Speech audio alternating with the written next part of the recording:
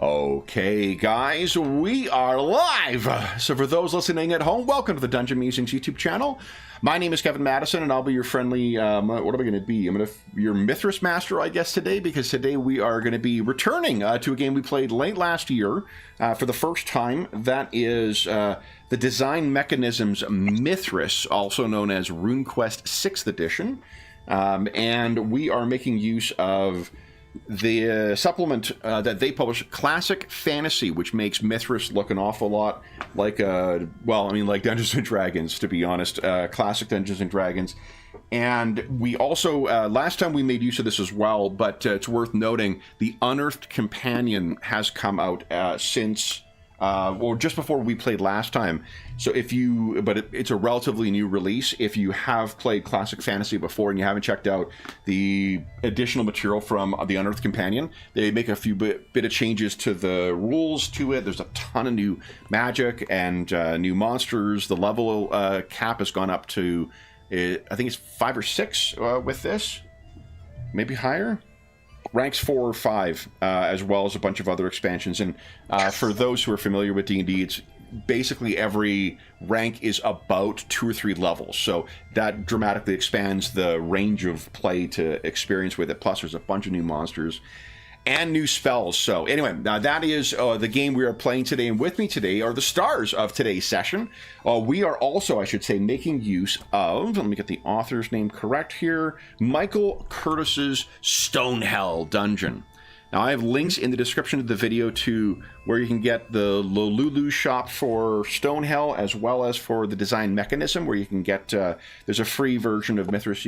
I think there's a free version of Mythras Classic Fantasy that you can trial as well, called the Mythras Imperative Classic Fantasy. But with me are some returning Stonehell veterans and some new meat for the grinder that is Stonehell. So let me go the order. I've got you guys on the screen here. Why don't you tell us who you are and who you're playing today? First up, we've got Robert. Yeah, I'm Robert. I found out that we're going to be playing this again probably about 5 minutes before I logged in. That's my standard. So I was trying to remember who my character was. He's Cargol. He's a orc. At first I thought that would be, okay, good, bashing type. Nope, he's the ranger. He shoots arrows, and I have to find a way to use customs because that's my best skill, apparently.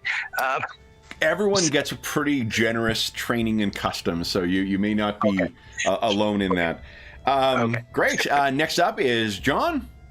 Hey everyone, I'm John, and speaking of bashing, Alana is a paladin wielding a warhammer and a shield. So nice. She's going to be in the melee. Very nice. And last but certainly not least is Darren. Hello, yeah, I am playing Finkus Fairwood, who is a halfling thief or negotiator of other people's goods. Very nice. So Stonehell is very much like, for those who haven't been to Stonehell before or haven't been in a while, Stonehell is very much like many of the other classic mega dungeons that we have. There's a staging ground that you set out from, takes you about half day to get there, gives you time to go and plumb the dungeon and return as well. The location from which you will be setting forth on your raiding missions or explorations, or however you want to choose to characterize your endeavors, is from a city in the north of the setting, the as yet undefined setting, a city called Verge. So called because it pretty much is on the edge of civilization and in one of the provinces. Stonehell itself has a very storied history that I won't spend too much time getting into, other than to give you the highlights, which is to say that it was a prison for the... I watched my intro earlier today, and I've already forgotten it. It's the something Emperor. It was the...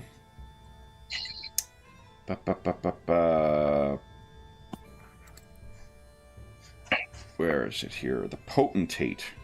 The Sterling Potentate, a tyrannical ruler of a sprawling empire that lies to the south.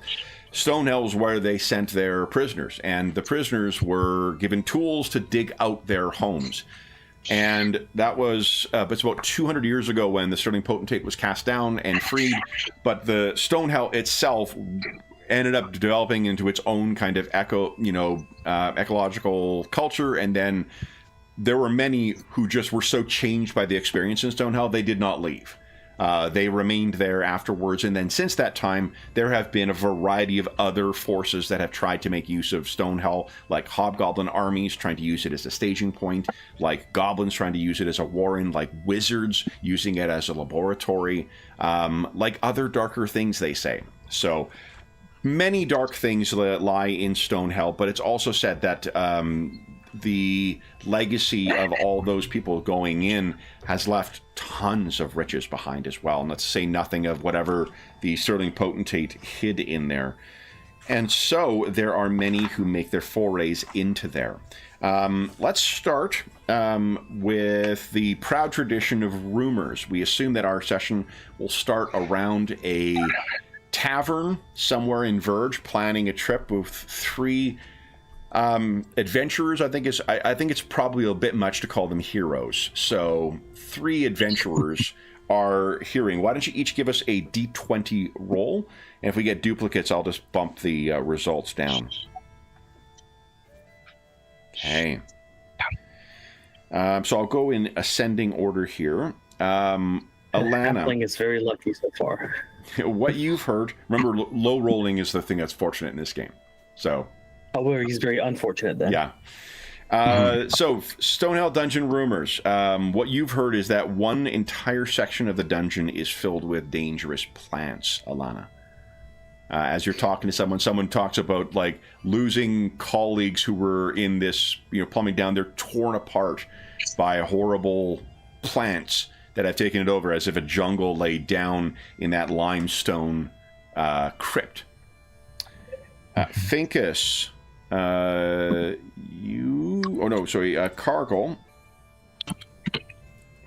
Cargill, what you've heard is that one of the popular theories is that someone or something makes sure that monster populations in Stonehell never diminish.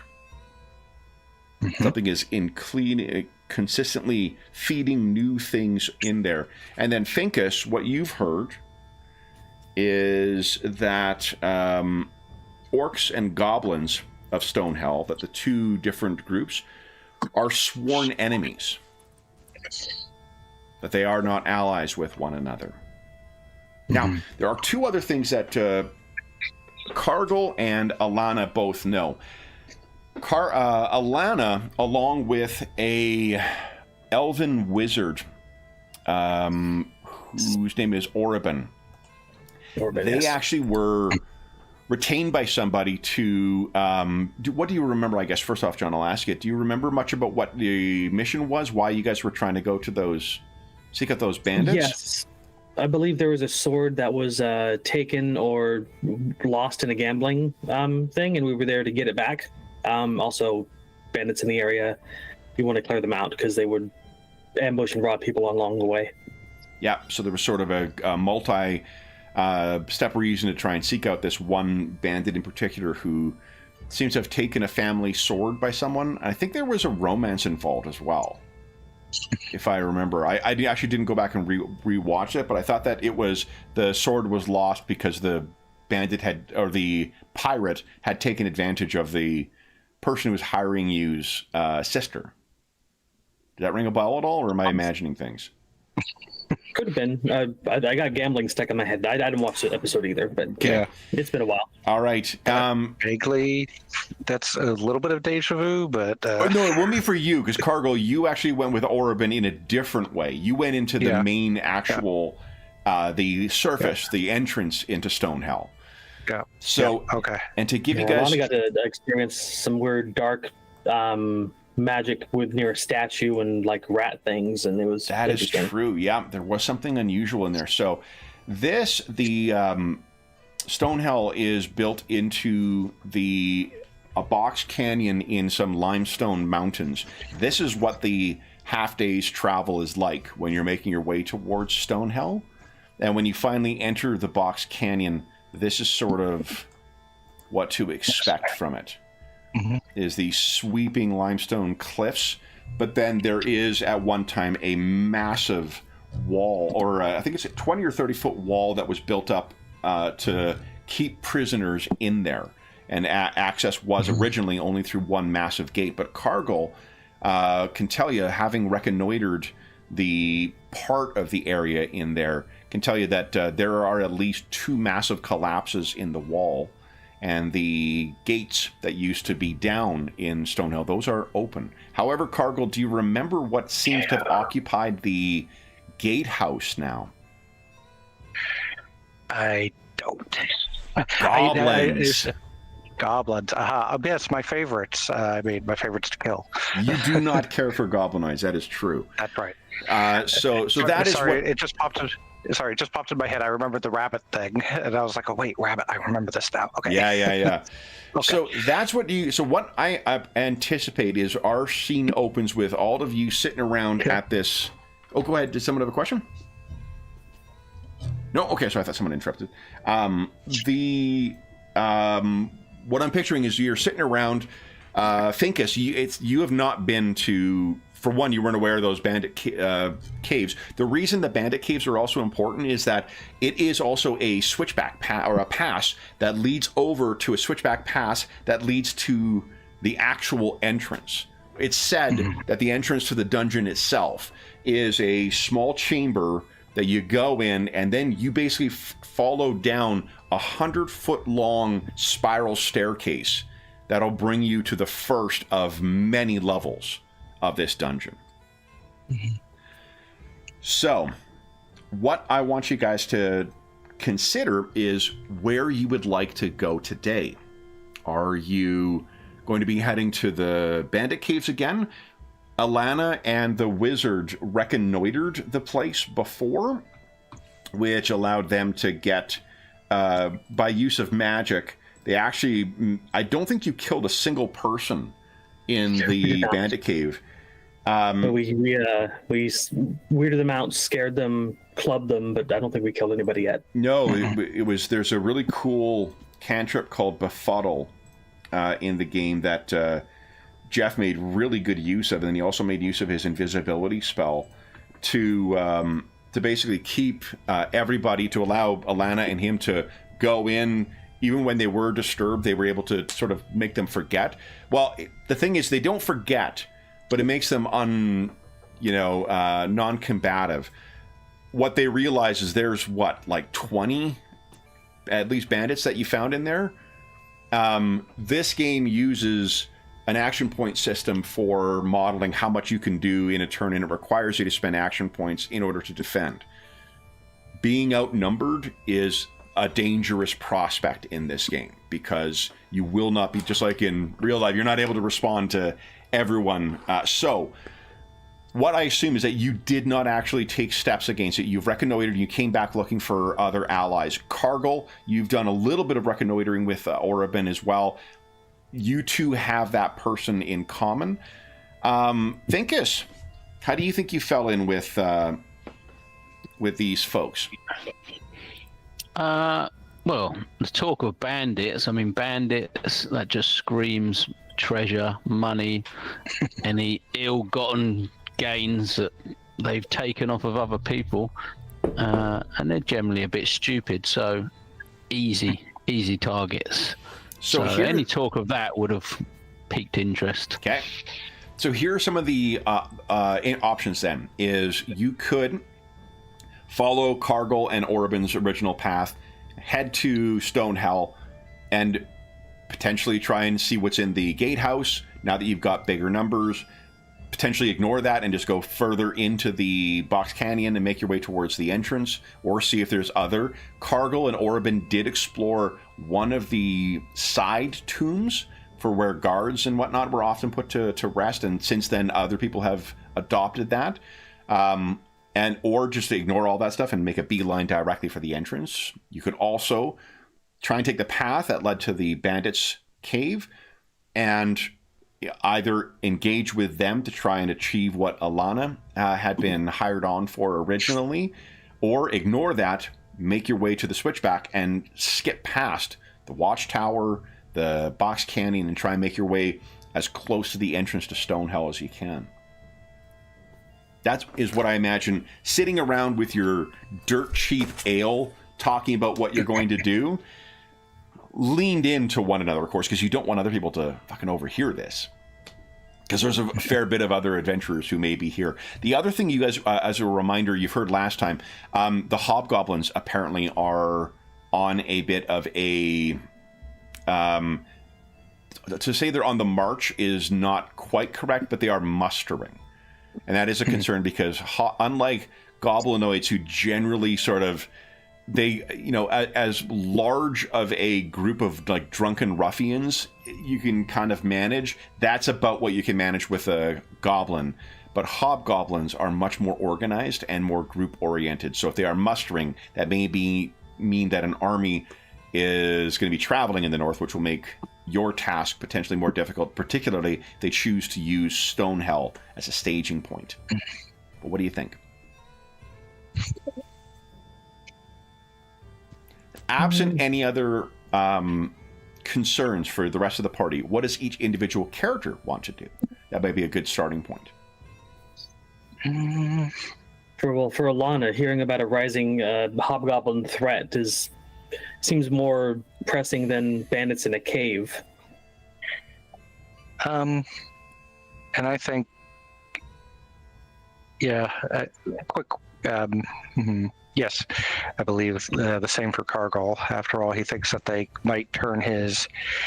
I assume hobgoblins and goblins are separate things as far as he's concerned for his thing, but he also knows that hobgoblins may have a tendency to organize goblins. For your species enemy, So, goblinoids would... Sorry, Kev, you're muted, or else I can't hear you. You just can't hear me, I think. Can you guys hear me?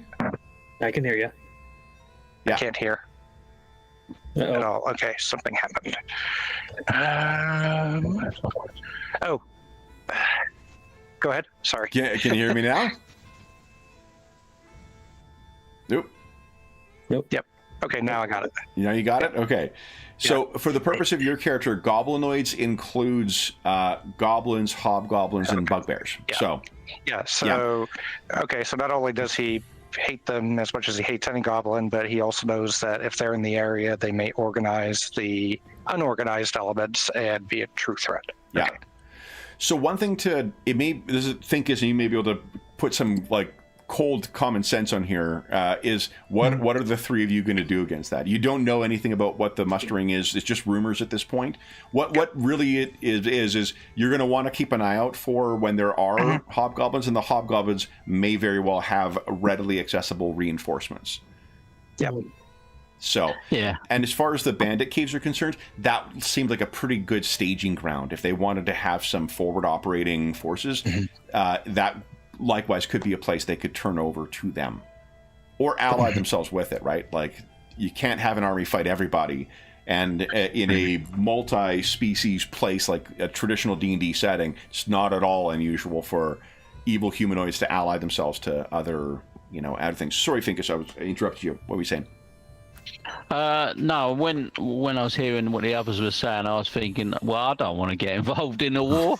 I mean, that's A, not profitable, and B, bloody dangerous. So, going to wars or looking into where there's loads of guys mustering an army seems the opposite direction we should be going. Well, Cargol understands the fact that we aren't going to be able to take out an army. But he is interested in maybe seeing if there's a head that he could strike from a distance with an arrow. Yeah, and Lana's interest is less personal and more overall like protective. Yeah. Kind of. And it may just be that they find enough information to go back and tell authorities about it as well. But who would you tell though? Verge is like a bear. Think Mos Eisley more than. Okay. Or Deadwood. Yeah. It's great that you have the altruistic ambitions. One thing to maybe just from a meta level as well, remember that there's going to be always stuff going on in the settings, but there's a primary goal with any mega dungeon. Okay. Just to go to the dungeon. You know, it's easy. fair. That's the whole reason you're playing a game like Stonehell or Barrow Maze or Highfell or whatnot. That's the reason you're doing it. There may be other things that are going on too, and there will be emergent story coming from that, and the world will change. But it isn't the kind of game where you're like, oh, this is where I'm gonna, get involved with the Hobgoblin army and whatnot, because that's a different game. That is not necessarily what. So just from a meta level, that is sort of what that's the conceit you kind of make with a thing. Practically speaking, too, you guys are almost broke. So it's great that you want to go and reconnoiter things, but like you do need to consider no one's going to offer you food unless you're begging. You could probably hunt for stuff, so you got that cargo, but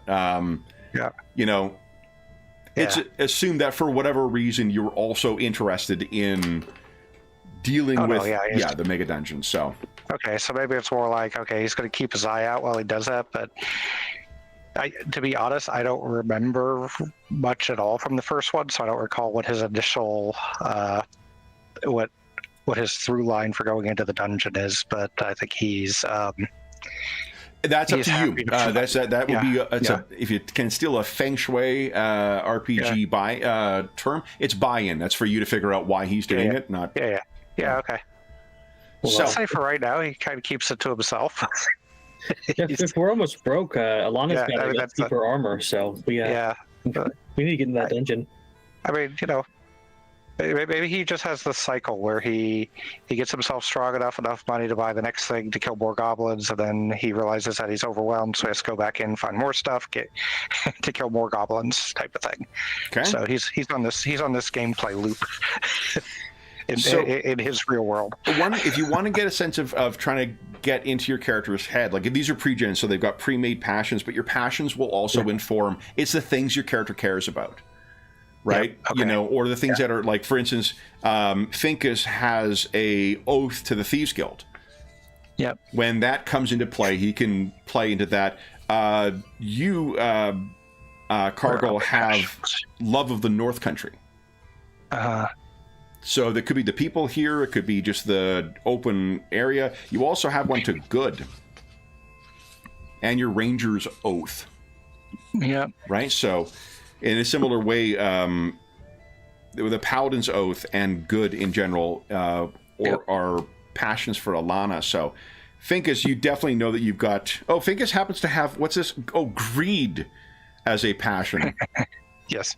But he does hate bullies. Yeah, the bandits come under the bully category, definitely. Yeah. So as far as like, if you're thinking about striking against evil, or you're thinking about trying to get some money, it does sound like there are bandits who have, Cargill could tell you, who have set up in the gatehouse that leads into Stonehell. That's going to be a problem for anybody trying to go in or out of Stonehell. There's also that could be a great staging ground. While the part of the walls have collapsed, it's something that could conceivably be used by the hobgoblins as a place and a bit of a fortification. The bandits, likewise, not good. Good cannot come from that. And as Finkus pointed out, they probably have money. Bandits tend to steal shit. And Alana has a task that if they can recover the sword for this fella, he's willing to pay a reward for it as well. Yeah. So, what do you guys think? What do you want to do today? Well, if we do go to the bandits, we did reconnoiter it. Once we manage to get into the crevasse leading into their hideout, it's pretty easy to form a choke point on them. Although they might have an opportunity to circle around another side to get to us, but it's pretty straightforward to beat them down as we go. Do you remember anything else about the approach, Alana? It's steep. They can see for quite a while, which is why we went up there under the cover of night. And then there's a side entrance that's pretty well hidden, and they had a lookout at that spot as well. Yep. And if you get past that, which is a tight squeeze to the entrance, there's where they have all the horses and stuff. Yeah. Yeah, that's perfect. So those are the things I thought you would be. I actually remember the map a lot better than what we were doing going there. Yeah. So, what do you guys want to do? Gatehouse sounds good. Yeah, let's go check out these bandits. See if we can relieve them of some of their encumbrance, shall we say? Well, this time we'll be spilling some blood because we don't have a wizard to trick them. If needs, but must. Yeah. Okay. So then let's talk about, I don't think you have any, like, no gearing up you need to do, because I think you guys are, if not broke, you're right next door to it. So let's, who's going to carry the heavy responsibility that normally falls to Dave's shoulders and give us a weather roll? Seems like maybe the ranger could, because he would be the That sounds first to awesome. notice the weather. Yeah. Go ahead and give us a percentile roll, please. Yeah. Middle seems good. Okay. So it is going to be moderately overcast Okay. with With chance of Fang Dragon. there is a chance of fang dragon. Dragons are pretty fucking awesome in this. There's going to be a little bit of rain today too. But fortunately, I think it's not cold enough today for you to worry about exposure or anything like that. Mm-hmm. So no one's going to be suffering that. But you will be setting out on your way to the entrance. So why don't you give us, Cargill, you've got the directions that were provided by Alana. Why don't you give us a very easy survival check, please? No. Nice. Oh, so a very easy is a separate difficulty, I believe. Oh, okay. So Yeah, how do that's I set okay. the difficult? The only reason it matters is because of the chance of crit. Okay. But how do you set that? Just as a... So remember, at the top left of the character Oh, got sheet. it. There's a difficulty. Got it. Yep. Yeah. Got it. Okay. Yep. So... And then also, just since we're on the topic too, Robert, make sure after your roll, set it back to standard, because otherwise it will carry forward. Sure. Very nice. Mm-hmm. Okay.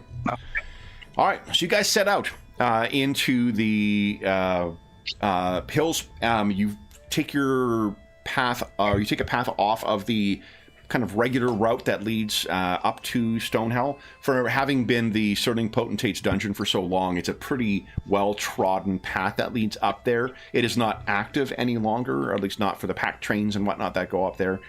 But you make your way off and up. Now, one of the things to consider is that they... for one, if you're doing this during the daytime, if you're doing this at night, Alana, remember, you cannot see in the dark. So I think if you choose to, what she did last time, I think, was take advantage of, I can't remember if it was evening you guys arrived, or if you took advantage of the invisibility spell. It was a combination. We went to, like, a little bit towards the night, just enough. It was bright enough where I could see a little bit and invisible. Right. Okay.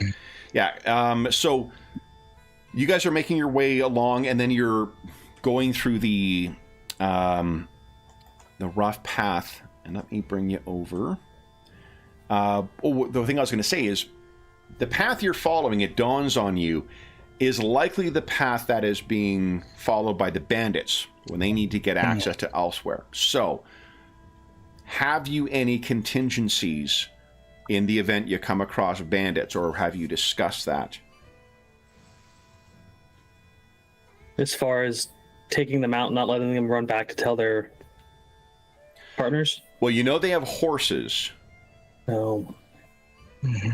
And you know that they have greater numbers than you. So while in game, yeah, it's possible that you'll encounter, 1d6 or like a fair amount. This is an old school dungeon. So it could very well be that you come across a pack of 20 of them looking to raid a caravan. So do you have a contingency you guys have discussed?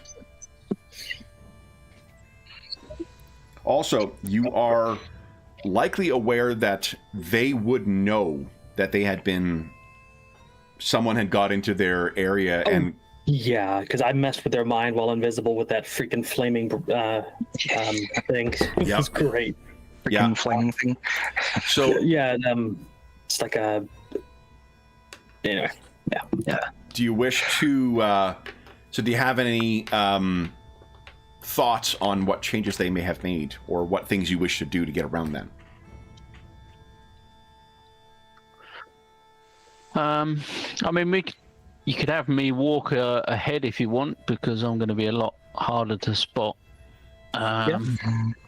So I could keep, sort of just in sight in the distance. So if I do notice anything, I can obviously give you a signal and creep back to you. So one thing I will require then is, Finkus, if you are going to do that, you do have shorter legs than everybody, so you are a little slower, which means you're going to be kind of working like at a trot or a little bit of a hustle in order to stay further ahead. What that'll just require is an easy endurance test to see whether you get fatigued.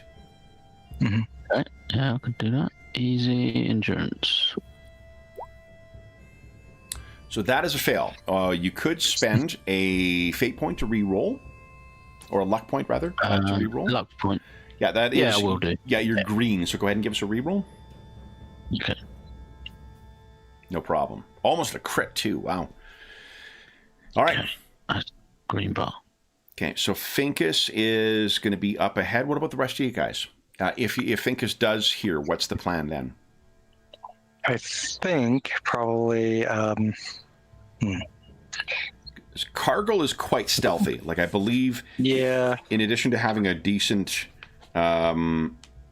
stealth score anyway, don't you get a bonus? No, I'm thinking of the elves and the halflings. Yeah. I mean, if we hear bandits coming back, it all depends on the size of the party, right? That we see. Yeah.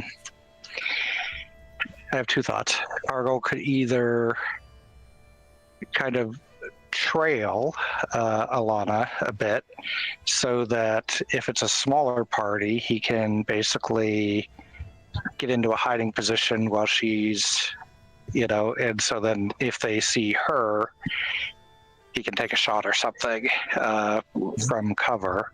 The other is that he could also go forward, maybe not as far as Finkus, but same thing, where he's in a side position that he could either ambush or get away, depending on what they see. So I think either one is fine. Basically, he wants to get into a position where he can ambush or retreat. Alana likes this plan. A single traveler can serve as bait, and only those of evil intent would actually assault someone traveling alone.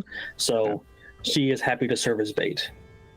And if you're drastically outnumbered? Well, I mean, I won't be if it's like 10 people, she'll probably decide to, hop off the trail and try to get to rough terrain, so they have to come at her, in rough terrain. Yeah. To basically reposition if it's a lot of people, or run. Yeah, Finkus is far enough ahead, but that we can see him. Maybe Yeah, I mean, hopefully, if I see anything, I will just give them the, hide, and then regroup. We can make a plan. But if we get caught out, then that's going to be the danger. But you would hope that if you're following me, that I would see anything before any of you guys do. Yeah. I mean, if we're like really, really overwhelmed, I mean, what other option is there but to run and try to hide from them? So Okay. Yeah. If it's double figures or more. Yeah. Okay. All right. So that is the stratagem you guys are following as you're making your way through the limestone mountains leading to the bandit camp. Give me a second here, guys. Just need to get something set up. There we go. It's tough to get so many dragons on one page. Wait, ignore it. There's no dragons, guys. Don't worry. Few dragons, at least. Oh, I was looking at to see if other people were having issues with jump gate, the way we had in our Night Below game. And someone put the, like, in defense of it, they're like, I have a page that is 100 by 200 sizes, and it has 500 tokens on it, and I have no issues running it. And it's just like, you are a fucking liar. Like, what are you fucking talking about? Just the time to take to move each of 500 things. We're talking like 5 fucking minutes to move an entire like, you're just a liar. Why are you fucking lying? Yeah. Jesus Christ. And I got some pretty big maps in my game, but I don't have more than like 20 tokens or something. And that's the thing, like, there's other people who posted and they were like reasonable amounts where they're like, well, I have about 30 tokens. And like, yeah, like, I've definitely had encounters where there's definitely been 30 tokens there. But 500 tokens in a 100 by 300, like, just fuck off. Jesus Christ.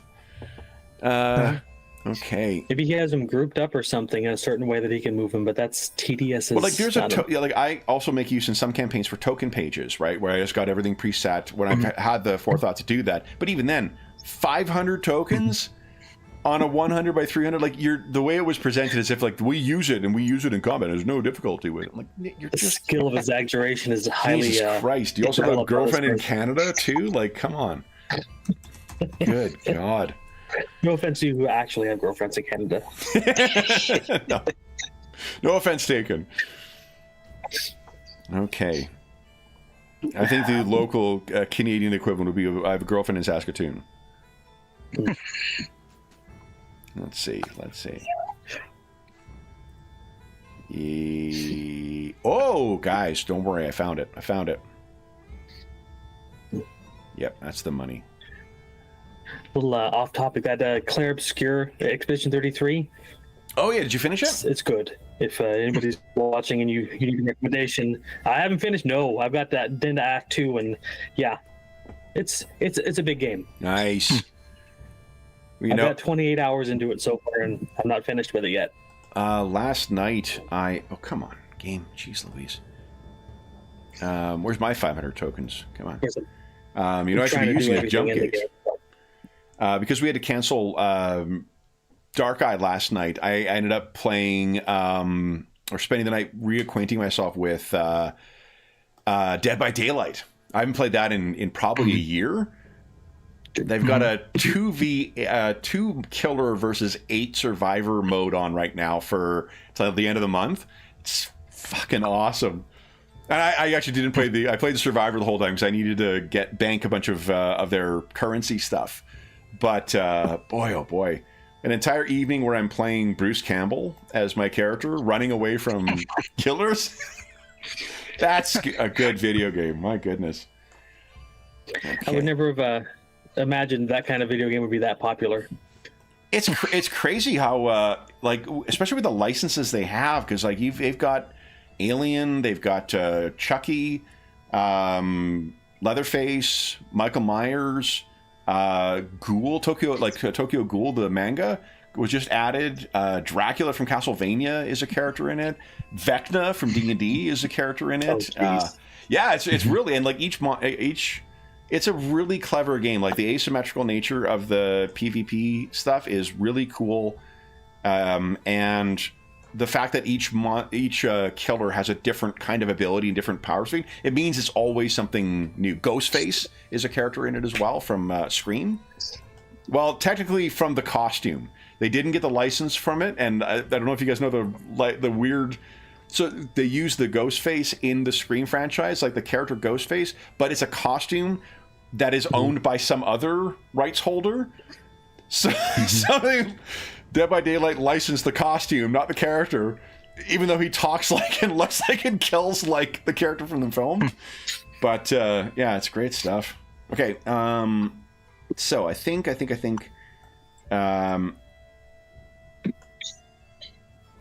yeah, let's all right.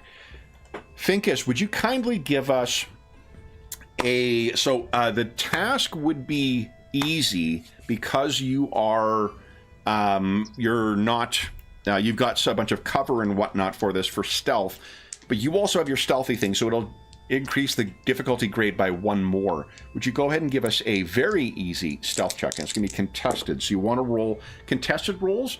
You want to roll like a success, but you want to roll as high as possible. As close to your skill. Yeah. Right. All right. So let me... Oh, I forgot. So as much as I'm bitching about jump gate and my inability to have 500 tokens, here's something I do really fucking love. Is let me bring Finkus over here. Because I can separate you guys. Different maps for different characters. Yeah, and Finkus, you can tell us what you see here. All right, so let me do this. Party Finkus. There we go. And select. Oop. Here, online only. There we go. And can I just move you over here? Yeah. Okay, cool. So why don't you go ahead and give us a description, Finkus, of what you see across that bridge. Okay. So you're heading to the west or the left side of the screen there. This is a pass you need to go across. Yeah, it's not what I expected to see. It doesn't look very bandity to me. There looks to be 5... I don't know if these are zombies or ghouls or some sort of nasty undead-looking creature that seem to be almost guarding the other end of this bridge. Oh. They seem hunched over as if they are consuming something. Reminds me, did I tell you about the story about the skeletons we fought across a bridge on our last journey with the wizard? So you actually did not have a successful roll as to what they were, but there was something undead across this bridge last time. I wouldn't say they were skeletons, but I don't know. I don't know how much experience Finkus has got of undead creatures. Yeah, I don't know what they are. But you could give us a... Let's see here. You could give us a I think it's very hard locale check if you'd like. See if this is your so it's hard, then it's formidable, yeah? Formidable, yeah, please. Yeah, locale. Nah, no chance. So you know there's undead in and around here, but yeah. These things, why don't you give us... Go ahead, Finkus. Well, I was going to say, I would certainly back off to make sure that I wasn't seen. Yeah. And not hoping that they're not reacting, or they don't seem to be reacting when I back off. They don't seem to have seen me. They do not, no. And let me do this here. I shall start to head back towards the group.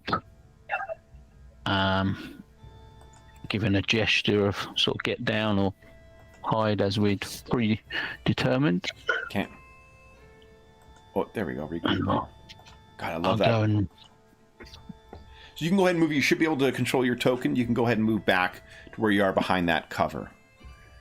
And yeah, so I want to basically, go back and tell them what I found.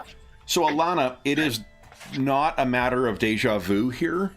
This is the same place where you faced that undead thing last time. There were only 2 of them last time, but Finkus says he saw 5 over there. Well, if they're what I faced last time, they're very quick. And dangerous? Well, they bite and they have claws. I would say they were dangerous, but between me and the wizard, we managed to take 2 of them out rather quickly, but 5 of them. Mm-hmm. And is there not an alternative route to this? Is this the only way we can take? Well, the bridge is there to ease travel, but I'm sure if we decided to climb some cliff faces, we could get past them.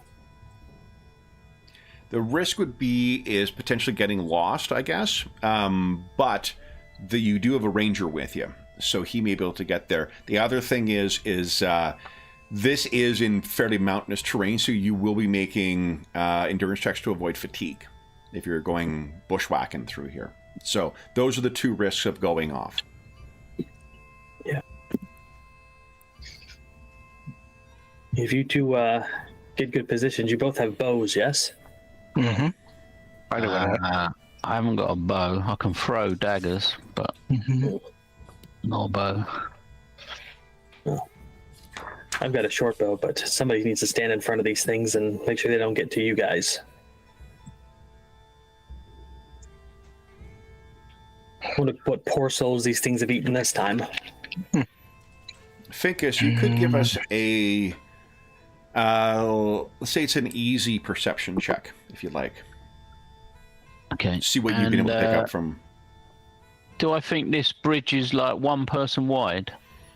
I mean, one human wide. You could definitely squeeze in, I think. Yeah. It is a bit of a drop, though. Really going for that, as high as possible roll their fingers. What you can tell is that there's a mix of, like, whatever these undead things are, it has the look of stuff that has died over different periods because of the level of deterioration of the clothing. There's like two that are like nearly nude. There are two that have fairly tattered clothing that, where things have fallen off. There's maybe like just with a strap left over on a quiver on one of them. And then there is one that looks to be, relatively fresh, as it were. But it is the two of them, or the five of them, are still once again digging into it looks like maybe a deer or something like that, or perhaps a ram, like a mountain ram. Yeah, they're all... I'm sorry if you said it, but how high up are these cliffs around, or these rocks around these guys? How steep are they? They are fairly steep, but there are natural handholds in them. Okay. So you could climb them. They probably are about, let's say 10 or 15 feet tall, depending on the location. Okay. Some higher, because like this is, let me get my little pointy thing here, which will inevitably lead me to trying to move something with it. These ones are probably about 20 feet, and the reason I'm guessing is because this here leads to an area that's below it, right? Yep. So these are probably about 20 feet high, and then the drop here is probably 20 feet down. Okay. What I'm thinking is if we can get up to here, this is probably only about 10 feet above here. Yeah. Okay.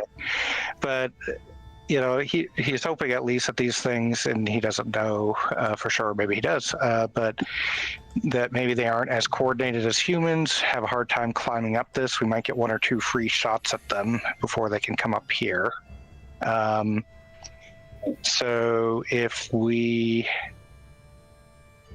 basically come around this direction, so basically north of where we currently are, climb over that, it looks like it's a fairly easy path to that position.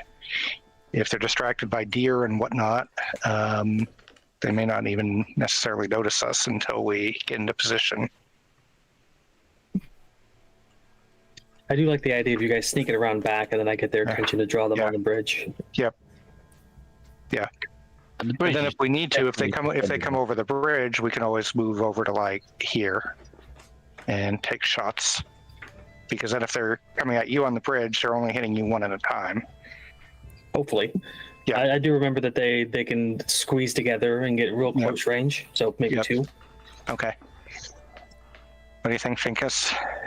Well, I haven't got the bow, so... Oh, but your daggers you can throw. Yeah, but I think I've only got... You don't have the bow? I thought you had the aiming thing. Daggers. Oh, yeah, that's right. Ranger, yeah. So, I could probably still fight on the bridge with Alana. I do have a short bow, but it's probably a little bit too big for you.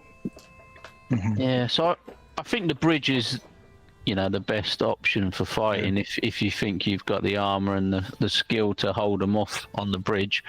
But I think, going round with a bow is a good option. Okay. And I would suggest that to get as far along the bridge as you can, where they can't flank you, because it looks like the best spots for me will be like up here, if they're on the bridge, or maybe over here. Remember that they are very quick, so They are if quick, they okay. start to move in your direction, fall back, Yep. don't. Yep. So, just for a point of rules reference, I just double checked. The combat style that Finkus has is the thief combat style. Does include short bow. So If you Would my were short bow- inclined, yeah, I mean, like there are rules in the game for using smaller size things. In the Unearthed Companion. We can ignore that for the purpose of today. okay. And I Well, believe. I will take out my short bow out in my quiver 20 arrows and hand them to Finkus. And your weapon precision also applies to short bows, Finkus. So the fact that It you does, are a puny little guy. Puny. It's a bit He strong. doesn't like bullies. He's going to come right through the street at you, Cat. I'll get you, Longshanks. It does mean that you could use that, and I think if you did, and I believe the character sheet actually allows you to set that properly, so it does the damage properly. So first off, does that interest you, Finkus, as using a short bow instead of using your? Yeah. I mean, if I didn't actually see that on there, short bows. I think that's a good plan then, because Alana can hold the bridge. Is there any sort of penalties shooting into combat though in this? If we had to. Oh, good question. I don't think that there is. I think it's just that if there's a crit fail, you might hit the. You might hit a ally, but let me double check. Yeah, I mean, hopefully we'd have plenty of targets sort of queued up behind to start with, at least. Alana can take it. Well, you never know. I like to be a bit more cautious in case it's really bad. Yeah. So it's 1d6. I mean, I had amazing luck last time with these things, but you know, Yeah. what was that? The special word for like new person's luck or something? Yes. Yeah. Beginner's luck? Although in the case of Finkus, he failed his first roll, so maybe that's the hazing ritual for new guys. Let's see your IS. I don't remember what IS is. Impale size, right. Yeah. Okay. Ammo. Too bad there's not a compendium for this. Yeah. Well, I mean, it's also. Oh, your ammo. What's your quiver size? 20 arrows. 20 arrows. Got it. Okay.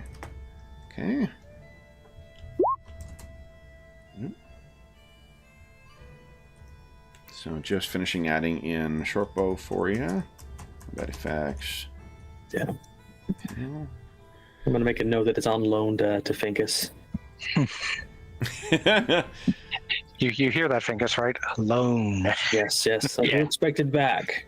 I deal in lots of loans. I don't use it very often, but occasionally a paladin does need a bow. And I think your combat With mod a lot of is temporary loans set properly. and permanent ones. Let me just take a look here. That work properly? Oh, that just rolled damage. Try rolling your thief combat style again, please, Finkus. See if it should show up there now. There you go. Got your short bow in there. Awesome. And then you click that just to do the damage and the... Yep. Okay. Great. All right. Use my combat. All right. Then, firing into melee. That was the next thing I was... Oh, I wonder if it's on my Game Master screen. I actually bought a print-on-demand There it is. Game Master screen for this. last time we played. So let's take a look here. Combat modifiers. Close combat situational modifiers, range combat situational modifiers. No modifier for firing into melee.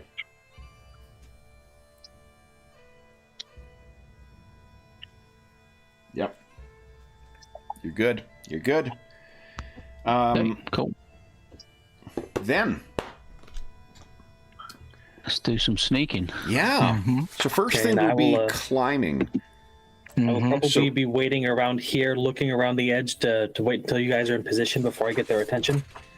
Sure.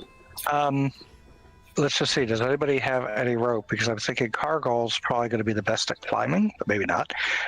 He could get up there, bring a rope with him, and then the next person can come up more easily. Actually, I think it's Which going will to be be- Finkus, because he's, remember these? Oh, Finkus. Yeah, because Yeah, I mean, I can climb walls, so Okay. I mean, Oh, climbing true. this stuff should be fairly straightforward, I would hope. Yeah. Yeah, I have no rope, but I can probably throw a halfling. No one tosses a halfling. yeah. So I do have a 17 strength. it would typically be an easy check for climbing up the side here. But remember, it's the precipitation means it's a little slick, so make it 1 grade difficulty. But Finkus gets to ignore 1 difficulty grade for climbing. Yeah. So go ahead and give us a easy check, Finkus, and standard check, Cargill, for athletics. What about if Finkus gets up there and he succeeds very well, then he might be able to show Cargill where to go. That's not. He's a different size. Remember, he's Okay, got it. Yeah, Yes, yeah. Much bigger. There's a stat Okay. called size in this. Yep. Your size is 16. His size is 8. Okay. Sure. Okay. You said standard. Yeah. But what you could do though is I'm just checking to see if he's got a rope. He does not. I haven't got any gear on it at the moment. Oh, it's right. It's on the PDF that I've attached there. Waterskin, sorry. bedroll, small sack, flint and tinder, hooded lantern, flask of oil, lockpicks and thieves' tools. No rope though. No. Kevin sending us into dungeons without ropes. He's trying to get us killed. Yep. I don't have a rope either. You'd think a ranger would think that would be useful, but okay. Sure. And Okay. I can boost one of you up there, I suppose. So Finkus, go ahead and give us your easy athletics check. Okay. No problem. So place yourself up there wherever you like. Okay, so we're just getting up this first bit. Okay. And then Cargill, go ahead and give us a standard athletics check. You got like a 59% chance, so you're Ooh, nice. once again keeping Wait. it as close to as high as Yep. possible. All right. Then Yep. now that you guys are up there, Finkus and Cargill, why don't you each give us so it'll be the task will be easy, but Finkus, you're stealthy, so it'll bump it up to very easy for stealthy. So Yep. go right Yeah. ahead, guys. Alright. Give us your stealth check. Let me make a Alright. Easy. Wow, that Finkus is stealthy. Yeah. Where's my stealth? There it is. yours will be easy. Yep. Almost a crit too. Wow. All right. So both of you go ahead and move yourselves along.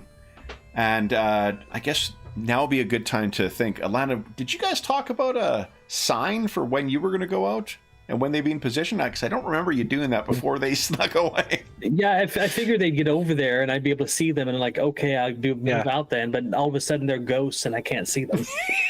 Yeah. You know, every team yeah. has to work out. It's kinks, right? Could when I they're working attempt together the a first time. perception check or something to keep an eye on them? Yeah. When Yeah. the arrow hits you in the shoulder, that means we're in position.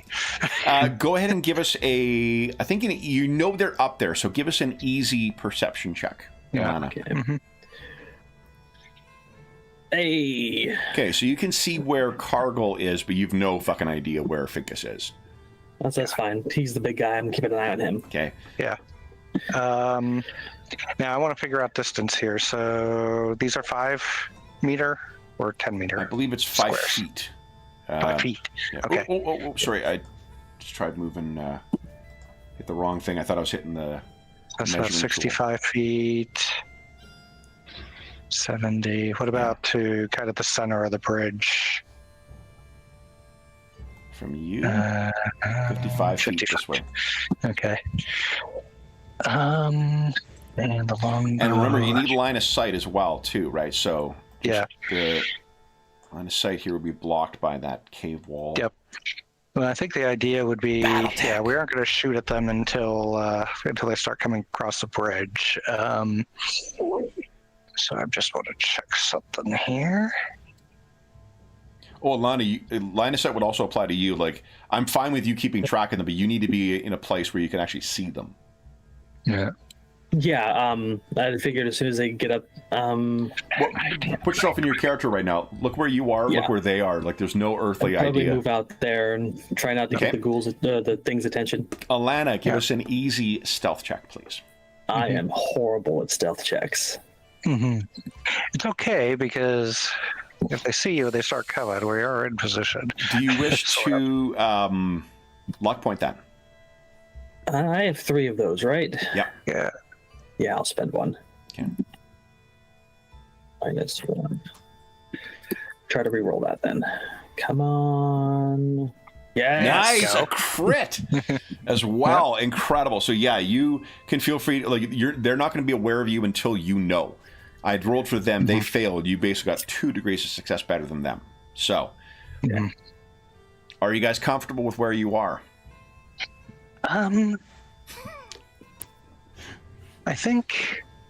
I actually think Cargill would like to be about here because that puts him, if he gets lucky, it puts him just within close range. Close range or short range is the first? Close range is the first one because then you can use the special effect target location. So, for instance, if you want to shoot the legs out from this thing. Okay. Yeah, the knees work very great. Yeah. So his goal, so right now he's where he is. His goal is to get here. Do I need to make another stealth check? No, you've already succeeded against him, so you go ahead and ditto for you two, Finkus, if you want to be elsewhere. I'll go. Yeah, I'll go together. Yeah. Okay. So if you want to go there, then I shall go to the side. Yeah. Okay. Is there anything in the game to allow you to hold an action so that, like, when they reach a certain spot, you could? Yeah. As long as you have the initiative, then you can choose to delay. And it basically, it's because you're spending action points, you're banking something to use as a reaction at some point before your next turn. But if it doesn't come up, you lose that action. Okay. Sure. Yeah. So, then you two have got yourself in a position. Anything else you wish to do, Alana? You can see where Cargill is now. I'm just looking at him for him to give me the signal or something. But he just has his bow back like this, which I think to you indicates that he's ready. Okay. And he kind of, just in case, you know, I'm assuming if you look at him, he kind of notices that you see him, and he kind of like goes, and then like there's somebody next to him is kind of his motion. Gotcha. Well, then she'll tighten her grip on her shield and mace or warhammer and start just marching towards the bridge. Okay. Out in plain view. All right. So then, you can position yourself where you wish to be when they know, because again, you got that crit on the stealth. So, gotcha. When do you want their Say attention? At the start of the bridge. Right there. Yeah. So maybe you get to there and go ahead, Robert. Well, I don't know if she would notice. She may not realize because we didn't talk about it, but you know, she could probably tell that the distance will be shorter for them here, but like up this way, then like if they get caught up back here, we'd probably have to move down again. Gotcha. Let's see. What is my movement on this? You can fire a bow really long distance, so I'm not sure I that. I can, but yeah. That is a degree of Yeah, we didn't plan it in advance. No, so like that's a degree of I think metagaming I'm not going to allow, but they're on the bridge before it's like creaky enough that they catch sight of me. Okay, so then you maybe hit your shield. They all kind of and look up. And why don't we roll initiative first? Sure. And then we'll take our mid-session break. Sure. I need an initiative tracker here. Where is initiative on this? It's, Attributes, the yes. second column next to characteristics. Oh, got it. Okay. and I rolled just- a 1. Oh no! Oh, I have to Hey, click at on... least that's not an Oh, attack no, I roll. didn't. Okay. Wow. Well, that's good actually. Once Hey, this one I didn't have to click on my thing first. No, for Nice. a lot of them you don't. Yeah. Okay. So that is. Ooh. Yeah, these things are fucking quick. Mhm. Wait a minute. that's good. They'll all have invested in their run to get towards me by the time.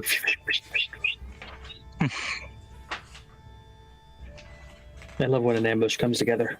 I'm just gonna check one Yeah, thing. it hasn't yet. This is when we discover that there's a whole group of them like back here that we didn't notice, you know.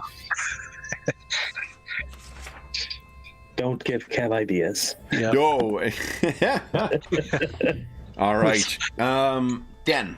That is. Very stealthy fang dragon. There we go. All right, guys. So, put them in descending order here. And I'm assuming, Finkus, did you want to ready an action as well, or delay? Yeah, I'm gonna ready to shoot. Yep. Okay. And can I combine the aim action with that? No, because No. So the way delay works is basically you bank one of your action tokens to use it as a reaction.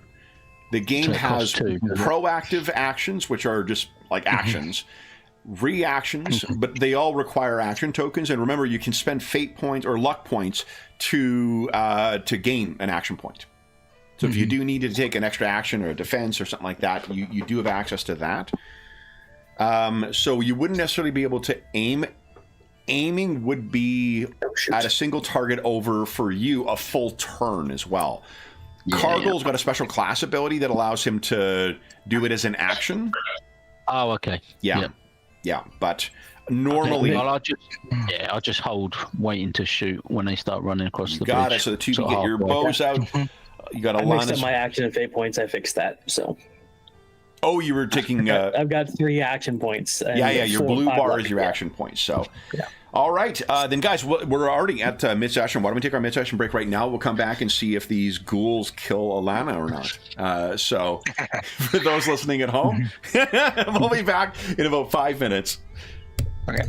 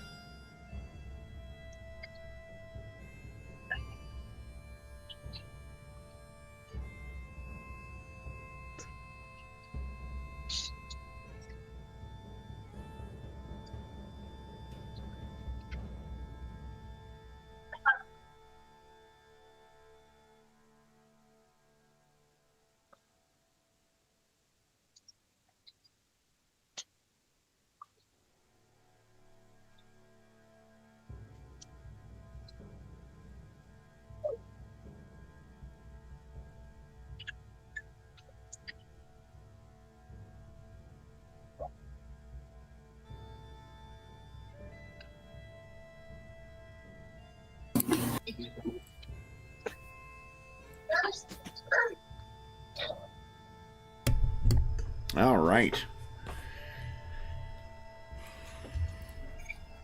Okay. Finkus is up. Oh, there we go. All right, Finkus, you are up first. You said you're going to ready. The way it works, just as a reminder, the way we go is we do cycles, they call them. So we take one cycle. Everyone takes one turn. You can choose to spend an action point. Dithering is spending an action point to do fuck all. So you can do that as well if you just want to pass. You can ready an action, but if the cycle ends and you're ready to action, like you delay, nothing comes up, you lose that action. So you can't like bank something to act ahead of someone else's initiative on the second cycle unless it happens in the same cycle. You move half your movement rate during that first cycle, and you choose your movement rate after you choose your action. So that one I just keep reiterating because it's the weird one. It's like in GURPS how everything lasts 1 second. It's worth reiterating always because it's a little different than how most other RPGs do it. So Finkus, you said you're delaying an action? So I'm delaying to shoot when one of these things is on the bridge, basically, that I can see it. Do you want to move at all? No, I'm going to stay where I am. Okay. Yeah. Their turn. All right. So they are going to get up and let me double check.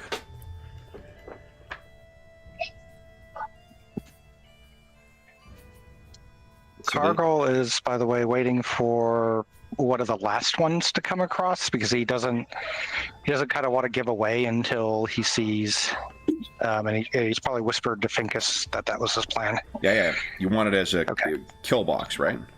Yes. Yeah. Yep. I recognize your murderous soul, half orc.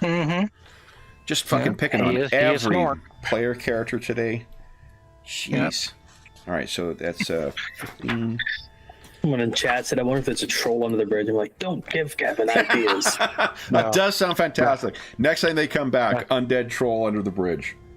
No, right here is where the invisible silent fang dragon is. Okay, so they are going to run, and they have to move they're going to charge. Yeah! Which means they have to move their full move in the first cycle, a full available move in the first cycle, full available in the second one. So their full thing is a 45. So I can move, let's do the first one. 45 would put them there, which means first cycle, 9 squares, they'll get to 5 squares, so they'll get to about there. All right, so 1, 2, 3, 4, 5. 1, 2, 3, 4, 5. And this is like, well, they actually, you know what? They're not moving. They're not as quick as what Cargill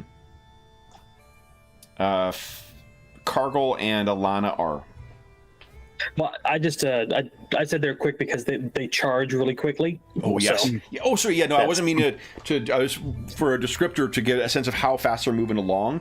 They're like and loping along. Cargill, you would delayed your action in making any change, or are you delaying again? I think he likes that they are within short range. He really wants to get the trailers. So that they don't have a chance to come back around and climb up towards them. So Alana. So for Cargill and Finkel, make sure you take one action off of your blue bar then, because you've got that delayed. Okay, and then Alana, what do you want to do? Okay, I am going to do I'm going to move, so I'm doing my half move. Okay. But I'm going to ready an action to strike the first one that reaches me. Okay, so you're going to delay, and then what? If you're attacking, you're using your if you move 3 squares, that's 15 feet. Yep, that's half of my move. You should move 30. I thought it's 20. Your movement rate's 20. Movement says movement 6, so 6 squares. No, you're. I've got your movement listed as 20 in armor. 20 feet is your armor. Yeah, I'm not sure what. Okay, well then it's 2 squares then. Okay. Yeah. It's not reduced on my page for some reason. Ooh, let's take a look here.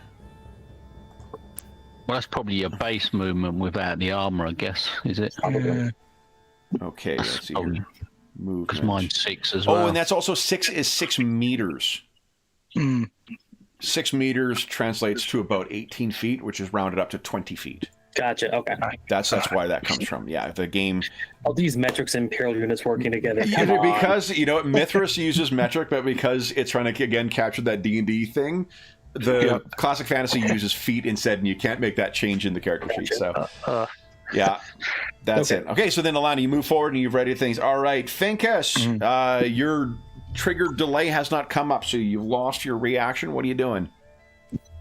Let me double check. I'm just going to quickly look at delay. Make sure I'm not being overly. I feel like that's correct. Seems reasonable to me. Before the character's next turn. Okay, so you're going to have that reaction. So, like, for instance, Cargill, if they get into range before you take your next action, you'll be able to make that shot as the reaction. Then you'll get your thing. So, Finkus, what are you doing? Yeah, so I've lost that first one. Yes, because you chose. I might as well wait for. Do the same thing. Basically, when they move at the end of their movement, I'm going to shoot them back. You got it. So here's one of the upsides. So when they're not, when they're not aware of you, they do not get to defend. So long as you hit, and that also generates you one special effect then. So then you get to do that. And you can find the special effects for you, Finkus, would be in the Archer one for what you're using right now. Oh, okay, yeah. Yeah, because it's triggered by what weapons you have on you. All right, so then you use one more action point to Finkus, and then it is their turn. So it's 4 more. 1, 2, 3, 4. Oh. Thought they'd get one more closer to me. Darn. Yeah, sorry. There was 5 the first time, 4 the second time. Now, Finkus, did any of yours trigger? Yeah, so I'm going to fire at that back one. Okay. I'll tell you what the range modifier is. So the range modifier is unified by just distance and size of target. It isn't by weapon. What the close range tells you is how close you need to be to accurately target one specific part of the body. But the game just uses ranges at default by size. Okay, so... Okay, I understand. Size of the target. How far away are you? 40... Was it 40 or 45? Yeah, no modifier. No modifier. Oh, 35, yeah. Okay. Go ahead, make your... So do you want me to use the thief combat style, or yes, please. Just the bow? Yeah. That gives you the roll, doesn't it? Yeah. Nice. So solid hit. That gives you one special effect. So you can choose to decide what you want to do, or roll and then choose a special effect. I'll roll first. Okay. 5 points of damage. Did we have roll standard hit location 2, please? Is there a button for that, or is there is, right next to low, standard, high. Actually, I guess you're firing from high, so it would be. It's in the chat. Sorry, in chat under the. Yeah. So we can pick which one. I think high is probably because you're firing from a. Okay. Yeah. So at default. Oh, sorry. I forgot. Click on yourself. Click on your token, then do it, because it triggers by. Token. Yeah. You guys have the same, body, whatever. Hit locations. Token on the screen to choose a target. Oh, so no. It's just click on yourself when you do that, because you have the same. No, it seems to want me to click on the target. No, I know it says that. Just pick yourself, because it'll give you the same results. Otherwise, what I have to do is set up character sheets for every other one of the targets. Yeah, it's not working for some reason then. So if you click on yourself, and then you click on high. It's not. Let me try a different option. See, that just worked for me. There must be a permission problem then. So once you click on high and then click on Cargill or one of your allies, it'll be the same result. Yeah, something's not quite. Why isn't it working for you? That's weird. So what I'm doing, it just keeps doing that. So I'm clicking on just the high, and then I'm clicking on Cargill. Yeah, so if I click on high, and then... Oh, you got it. There we go. Okay. That's weird. Okay. I loosened the jar. I'm sure that's what it was. So so that would be left arm you're hitting currently. Yeah. So 5 points of damage to the left arm. What do you want to use as your special effect? You could pick a location. You could do max damage. You could... Just have a look. Max damage would be 8. Yeah, I think I'll go for max damage for this one. Okay. So you hit the arm, and the arm on this one is torn off. So let's do this.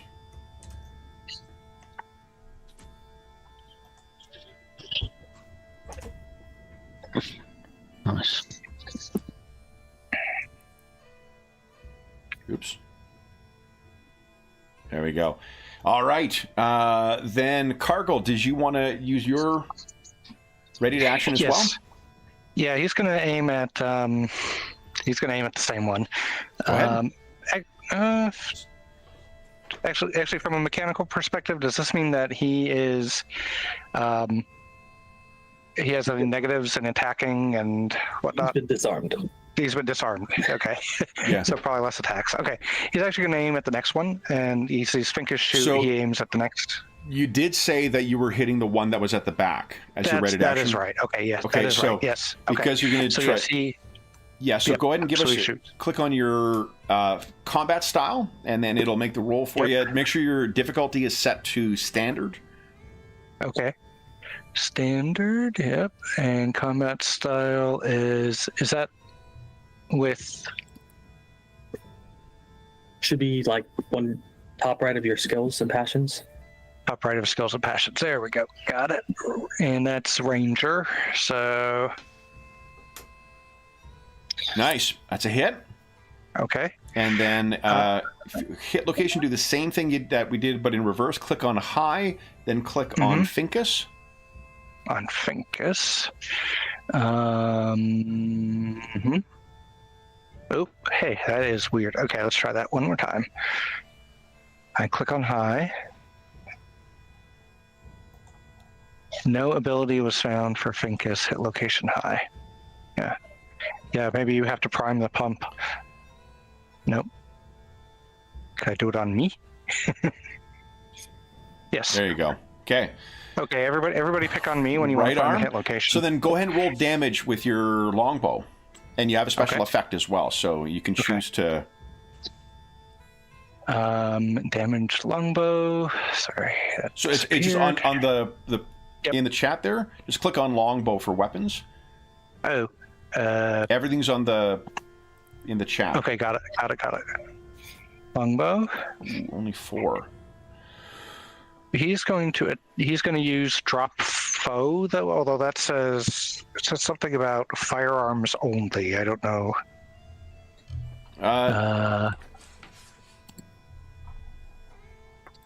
For special effect, he wants to use drop foe, but I might have missed something on that. Let's see. So drop. Just says defender must make an endurance roll versus attacker's original roll or succumb. Yeah. So you need to suffer a minor wound from the shot, which they did from that. They're forced to make an opposed endurance against the attacker's to hit roll. Failure means they succumb to the shock and pain, become incapacitated, and unable to continue fighting. Yep. Okay. These are undead, though. Okay, so they don't... Okay. They may not suffer from shock or pain. Okay, and he would probably know that. So instead... Absolutely. He is going to... He's going to do max marksman, so I could go from arm to chest, right? It says that can move the location of your shot by 1 step, but I don't think that's useful. So he's going to just do max. So it's in close range. Yep. Which means you can use the choose location thing. So, for instance, you could hit it in the head if you want. Okay, no, we'll hit him in the head then. Okay. The head is... Oh, so unfortunately, it's not a lot of damage. So there's an arrow sticking out of this thing's head right now. Yep. Okay. Okay. But then it is your turn, Cargo. So it is 2 actions to reload your longbow.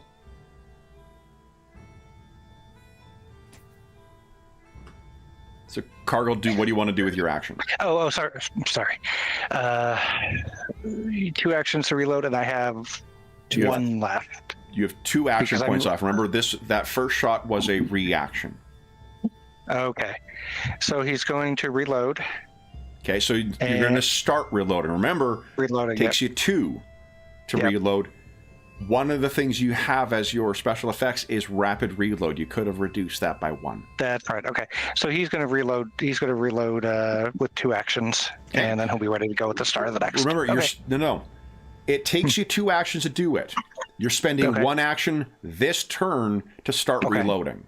Okay, got it. Okay, it's important to do that because otherwise the cycle will get fucked up. Like when we come back to you again, you need to know what. Okay, I'm going to continue reloading. All right. All right, so you're starting to reload. Alana, what are you doing? Okay, so none of them got close enough for me to strike, so I lose that action point? Correct. Okay. And then I will finish my movement in. Okay. And I will spend an action point to...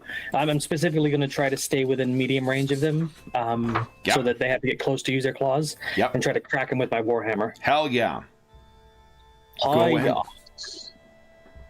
That is a hit. You're all skirting that number. Yeah,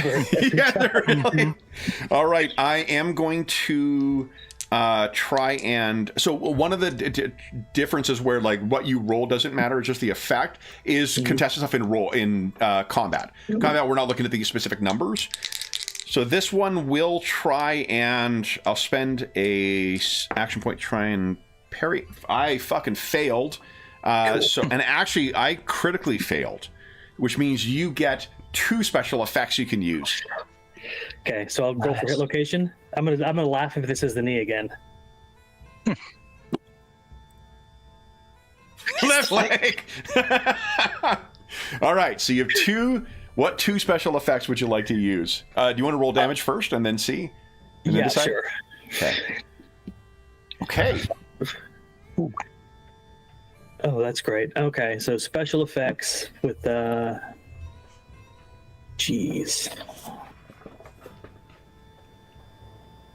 I could do that stun location thing, but yeah, maybe max damage and stun location. Okay. So pretty much cripple him.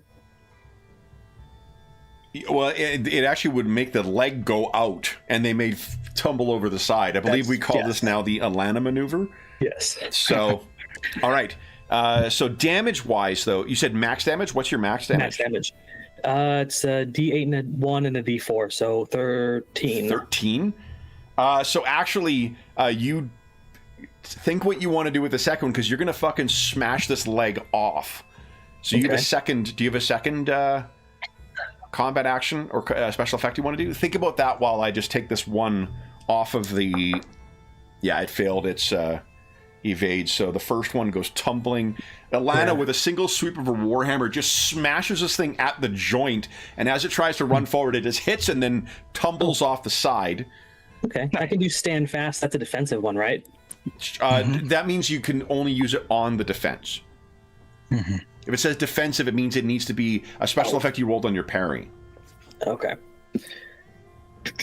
Maybe defensive. Can I choose to move in closer to the next one, or? You cannot. No, you can't.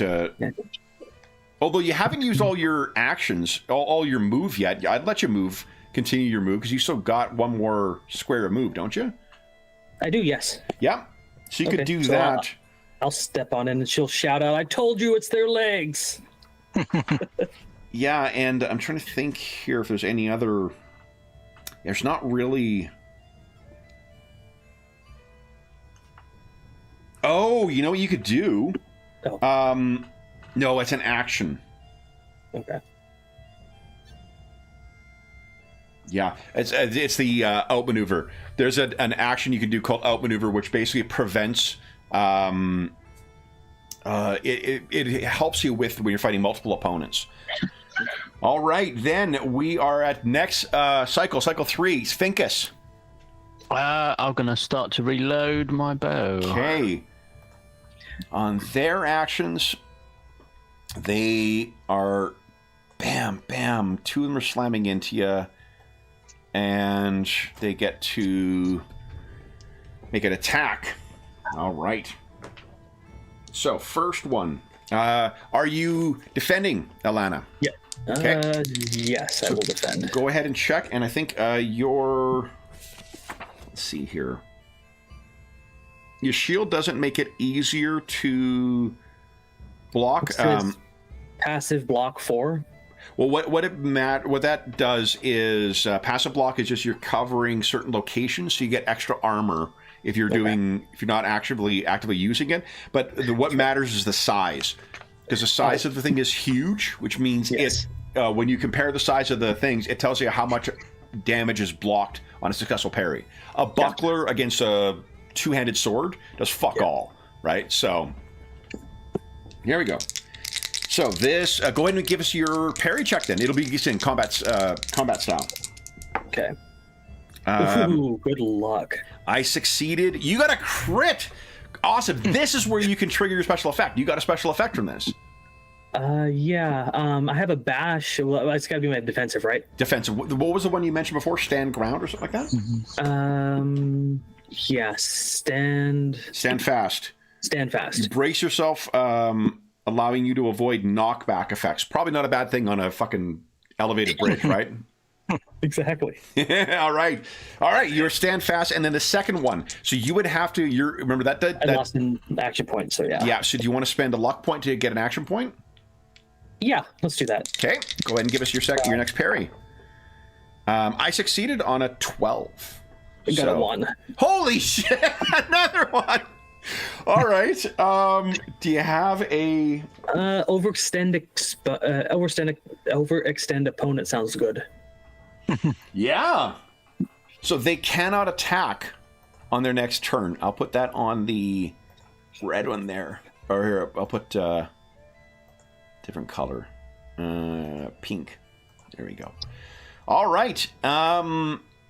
Then Cargill. Yeah. He's continuing to reload, so that'll use his last one. Excellent. Are you seeing my blue bar at 1 now, or I'm seeing it at 1 right now? 3? Yeah. Okay. I'm not seeing it on my screen. It still shows 3 of 3. It does that sometimes. Okay. Yeah. Okay, So here, it. I think let's just do this and Okay. do this. Did that fix it for you? There we go. Yep. Okay. Sure. All right. Then we have Alana. I am out of points, so You could spend luck. yeah. Why not? Let's do that. I will go after the one that can attack next turn. Okay. And I will just get that mace going on, sweep it under my shield, and try to go for a leg again. Why not? Okay. Oh, I missed. That is. Do you have luck left? I do. Okay. You could luck to re-roll that if you like. Yeah. Why not? Just blow all of it. Okay. Spend it all. I still failed. Okay. Then, unless Finkus or Cargill are spending luck to take extra actions. Nope. End of our first turn, guys. Round 2. Finkus. Get all the action points back. Yeah, so this is my second round of reloading. Yeah, so everyone refresh your action points. You get all your action points back. Yep. So you're starting to reload, or continue to reload. Yeah, it's my second one. It is their turn. All right. Then, Alana, do you want to defend against this? Yeah, I've got action points. Okay. So go ahead and give us a parry.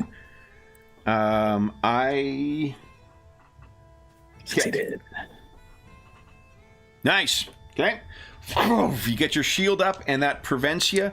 The second one cannot attack this turn, so it's used up its pink token.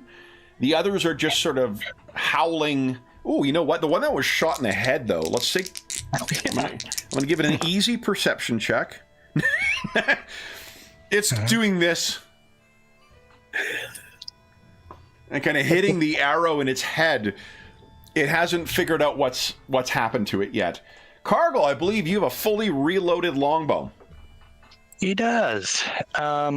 He's going to. So if he aims, he gets to choose location. Okay. If you no, but you're close. So you need to be within close range in order to use aim. You also need to be within close range to choose location with it.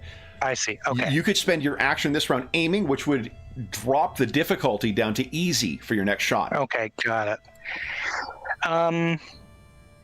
Yeah, he's going to do that. Okay. He's going to aim. So you're taking careful aim, and let me just double check, make sure. Hold on, Robert, that I'm not. Yep. No, so yeah, it's two separate things that both happen to interact with the close range on your weapon. Your ranger aim ability and the your weapon. Alana. And he is aiming at this one below because that's not damaged. And We'll spin an action and try to clock the one to my bottom left with my mace. You got it. Warhammer, not mace. Okay, parry. Fail. So go ahead and roll. Oh. Hit location, right leg. Actually, hold on. I think I succeeded, but this is where the size comes in. So the size of your size of the Warhammer is a medium. It's medium, right? Okay, so attacking weapon is medium, defending weapon is small. So it only reduces it to half damage. Tries to get it. So damage. Yeah. So go ahead and roll damage. You did not get a special effect this time. But boy, 10 damage though. Holy smokes. Nice. That's 5 to the leg. Okay, so the leg is injured, but not not blown out. Do it here. Not blown out yet, no. I should have spent my smite on it, but that's all right. I already rolled damage. Oh yeah, right. You hold on. You only decide that. Is it before? I have to do before I roll damage. Oh, got it. Okay. All right, then we are at top of the round. Finkus. Yeah, so I've reloaded, so I'm going to fire. I'm going to take a shot at this fresh one here. You got it. Try and soften him up with any luck. Okay. Nice. It's a hit. Go ahead and roll a hit location. Nice. Okay. So, and it cannot defend. So you have one special effect if you like. Choose location, max damage. You can go ahead and roll damage first. Okay. Yeah. So what are you thinking? Max 6 in it. Yeah, D6 on a short bow. Yeah. Plus your damage modifier. Max damage is 8. For me, yeah. I'll go with max damage. I think on this one. Okay. So then that will tear the right arm off this thing.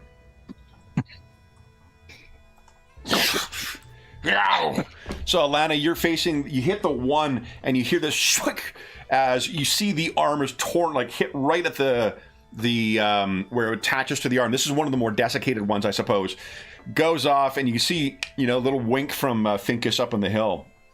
Wrong limb. Then it is their turn. All right, so that one used 1 to defend. Do you want to parry, Alana? Boy, you're being hard pressed here. She's feeling confident. She's not going to this time. Okay, so this is where the passive block does help. Passive block covers, I believe, 2 hit locations. Yep, I will cover. Well, my shield arm is, and then my regular arm. So we'll do both of those. Oh, I think no, because you can't do that. What you pick is either your arm, your abdomen. So your arm, your chest, and either your head or your abdomen. Let's go with my abdomen. Abdomen. Okay, so you got it down. So you're fighting this thing with the shield low. Okay. Then let's make an attack. My head has more armor, actually. So. I miss. Yay! So the first attack misses. Second one, you want to parry this? Nope. risking it on the, I did hit. I did not crit. Okay. Hit location is... Oh, it's a D20. Hit location is your right arm, so you'll get the benefit of your shield as well. Okay. I'm assuming you... Wait, what arm do you have your shield on? Well, you tell me. I'm not fussed one way or the other. She's a lefty. She swings with her mace on the left hand. Okay. So shield's on the right. Shield on the right. Okay. Then damage is... Let's see here. 4+... Okay. Oh, hold on. Madison, you're cheating. You're absolutely right. I can't attack you at medium because they need to close first. Mm-hmm. I've been cheating this whole time. So, what they need to do is either get a special effect from a successful parry, or they need to take an action to close. And this is where you choose to... So for this round, what would happen? The first attack on you, you're not parrying, but you're either going to have to let them close range, or you have to spend an action to try and prevent them from closing range. I'll let them come in. Okay. So the two of them are both, for this round, they're in at close range. You can still use your mace, but it only does 1d3 plus 1 damage because you're only using the haft. Yeah. Okay. And my tide shield actually has that short range too, so I can bash with it if they're real close. I believe these guys have tiny reach. So you can still use the shield because it's within 1, but you just can't use... That's why, they're right down on top of you. Cargill. Mm-hmm. You've been aiming. What do you want to do? He takes a shot. Okay. So make sure it's at easy. Okay. Which one are you going for? I'm going... Well, I was aiming at this one, so I'm assuming I have to shoot him. That one? Yep. Yep. No. The one next to him. So the back on the there. left. Yeah. Yeah. Go ahead. Does it look like you were handling the two up there fairly well? He wants to wound the next one so that you don't have to necessarily deal with it at its full strength. Okay. So, which may or may not be the right move, but Ranger, combat style... Oh, I did not send it to easy. 58 wouldn't have been a crit anyway. Okay. Yeah, so it would have been 10 is what you would have needed for crit. Sure. But go ahead and hit high hit location once again. But doesn't he get to choose? Because No. You can roll and see what the result is, and then you decide. Okay. For those listening at home, I can't remember when the order is for it, but for today, we're just going to roll damage, roll hit location. Yeah. So you just got to hit roll your hit location. 2, please. Oh, yeah. And his hit location is... where the heck is... What am I missing here? High. It's in the chat. Sorry. Oh, there it is. Got it. Choose target. I'm going to shoot myself. Yeah. You guys just love hitting the arms.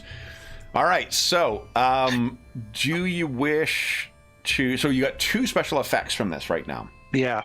He's going to move it to the head, and he's going to do max damage. No, sorry. You have 1 special effect. One special effect. Yeah. Then he's going to do max damage. Okay. So that tears a left arm off on that one. Okay. Yeah. Okay. All right. Everybody's missing a limb. Yeah.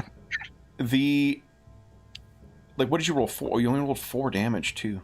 Yeah. Man. But it went up to 8. Mm-hmm. Okay. Max damage. Then Alana. As the claws are banging off her, she's like, hit him in the legs. Okay, we're gonna aim low next time. And then she's gonna try to bash him with my shield. This one, because he's got his arm ripped off. Mm-hmm. Yeah. Go ahead. Okay. Combat style. Hiya. He is gonna defend. So I do have the action points to spare. I succeeded. And you failed. I think I want to re-roll that one. You spend your last luck? Yeah.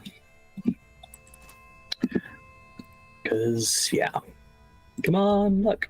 Hey, here we go. Okay. Succeed. Okay, so half damage then. So go ahead and roll hit location. Okay.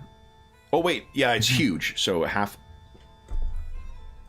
The size is huge, but the reach is small. Correct. I think, yeah. So in the chest. So it's actually all full damage to the chest. Okay. Oof. Nice. Good hit. So you hit this thing, and yeah, boy, oh boy, I'm gonna have to make a check. I critically failed. You send this thing flying with your shield off the side of the bridge. It hits and its back breaks on that first ledge and then slumps down into the ground below. You say I critically hit it? You didn't critically hit it. You just took it out. Okay. Yeah. Okay. Finkus. What is that? I start to reload. Okay. One is in range right now, so he will. Bring it. I can't defend. Okay, so I hit, and I think passive block is contingent on you not using it. But let me double check that. It's a neat rule that I think makes the shield feel really present. It's great. Passive blocking. I just want to make sure I get it right. 105. Here we go. Whoop, whoop, whoop, whoop, whoop, whoop, whoop. For those listening at home, this is our third time running Mythras, and almost 6 months after the last time we ran it. So my apologies for having to look up quite a bit of stuff, but.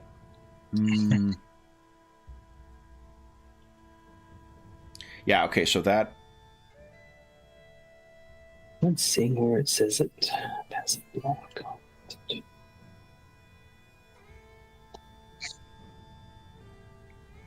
At the cost of being unable to actively parry with it. So that is what the cost of passive blocking is. Okay. Okay, actively defending against a charge. So I can't use it to block with. No, I don't think, like, it doesn't, I don't see it expressly saying it, but I think that if you can't parry with it... Page 105 on counterattacking, it says, if you use it, you can't use passive block, okay. Oh, okay, got it. Okay, all right, so you slam this thing, which unfortunately means is just regular hit location. This will be to your chest. So fortunately, your most armored location. My head is actually, but everyone else is it? Okay. Oh, yeah, right, because you have this plate helm. That is 3 points of damage. Doesn't get through my AP. Nice. All right. Cargo. You just need this thing slam into her chest. Oh, you know what, though? Takes it, what? Because you didn't defend, I have a special effect. Oh, okay. I'm going to do max damage. It is 6 points of damage. Okay, I take 1 point of damage to my chest. Okay, so you've got a minor wound to your chest right now. Okay. Point of order. That is something you can cure with your lay on hands, right? Okay. That's why she's so brazen in battle. Yeah. Absolutely. I can fix it! Then we'll have another one move up. You have no action points left, so he's closed into tiny range as well. He's right in your face. Cargill. He's starting to reload. Okay. Alana, you're out of action points. Finkus, you're out of action points. I think everyone's done, right? This is round 2 is done. All right, guys, run around 3. Finkus, fill up your action bar. Do you have a reloaded cross or a short bow? Nah, this is my second one, so that's me reloaded. Yeah. Their turn. All right. Alana, you got a full suite of... you know what? I don't know if you get...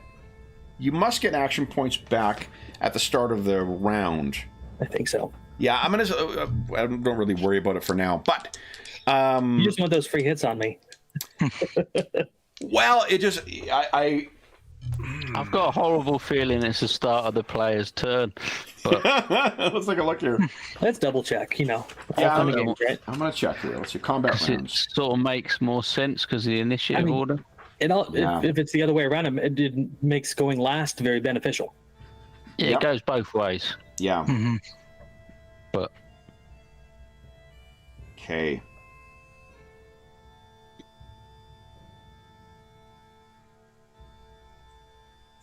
Because that's why you have to potentially sort of keep one.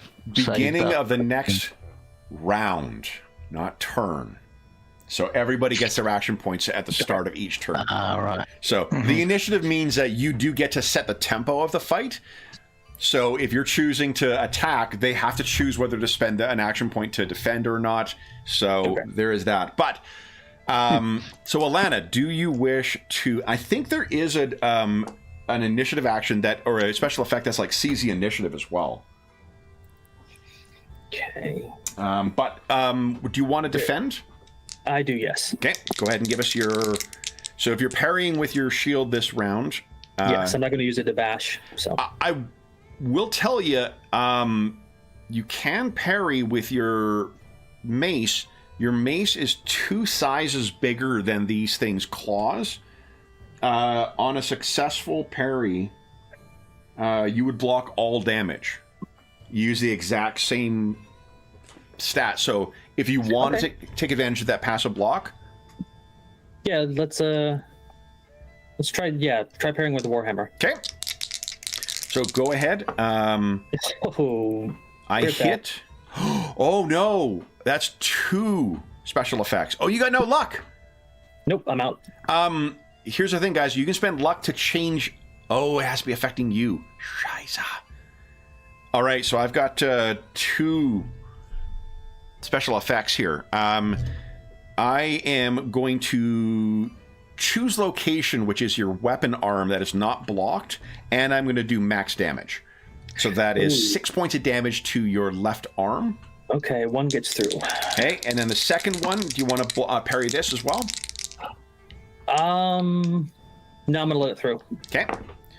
I hit. Only 1 degree of success, though. Excuse me. And for special effect, I'm going to hit that arm as well. Okay. And it is 6 points of damage again. 1 gets through. Okay. Okay. So you're still only minor wound there, right? Yep, 3 out of.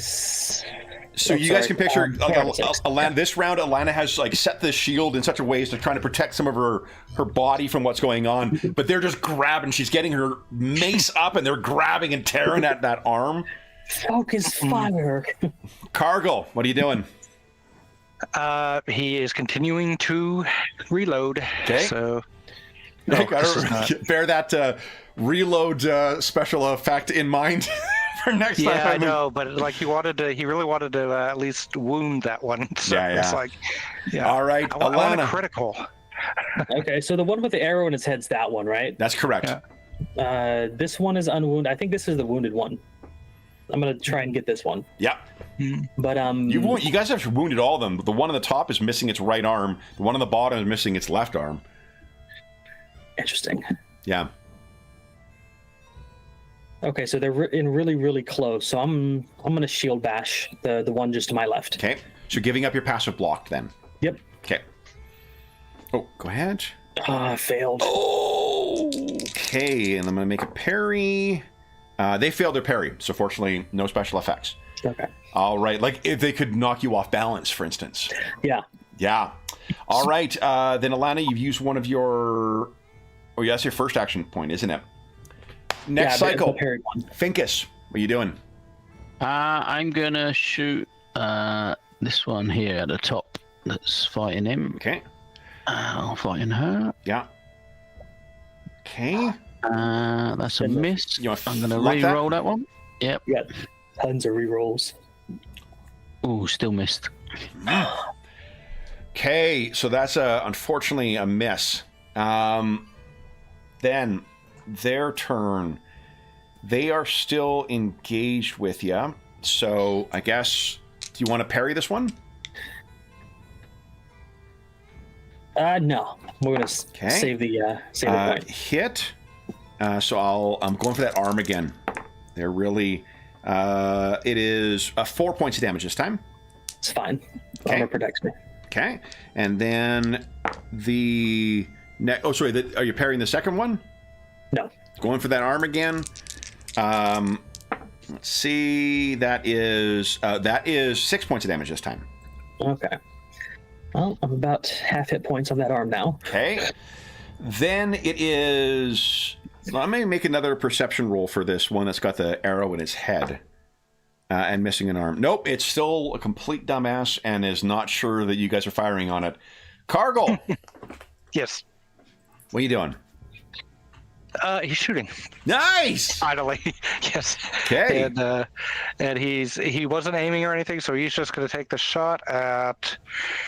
Now, what's the chance of hitting somebody in melee, like your A crit fail only. only on a crit fail? Yeah. All right, so he's going to take a shot at this one right there, Okay. right next to her. You got it. And but he's not aiming. Correct, so make sure it's standard. Okay. Yep. So it's just standard and. Come on. Come on. Sorry, I've got the standard. I just have problems finding everything on the sheet, even though it's a great sheet. There you go. Solid hit. Nice. Go ahead and roll Solid hit location and damage, and then decide how you want to spend your special effect. It has to be high. Yeah. Yes, because I'm please. above Yeah, it. yeah, because you guys are firing for like 20 feet up. Yeah. It's partly why you're hitting the arms over and over and over again. Yeah. Left arm. Yeah. All right, so that That's the one that only has his left arm left. yeah, that one had the left arm torn off before, so we'll just transfer it down, which means And then I have to roll damage. no. Yeah, so it's the head that's being hit. Okay. And now I roll damage. Yes, please, and then Okay. decide how your special effect. Man, Oh, I get one special effect. I'm hitting the head. I'm going max damage. Well, so this one is continually hitting at you, Alana, and then out of the blue, its head gets hit, and it's as if it was hit with a hammer and sent off the side, careening down. You've got one opening up right now. Yeah. Then, Alana, what are you doing? alrighty. I'm going to spend my point trying to get a little bit distance from the one gnawing at me. So then they have to decide whether they're going to contest it or not. And they will, which means it is a contested weapon skill and I think evade. So I make an evade check. Wait. It might actually both be evade. Let me just double check. Okay. I have a horrible evade. That's not evading.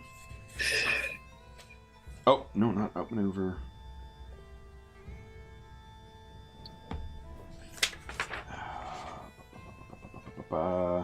Here it is.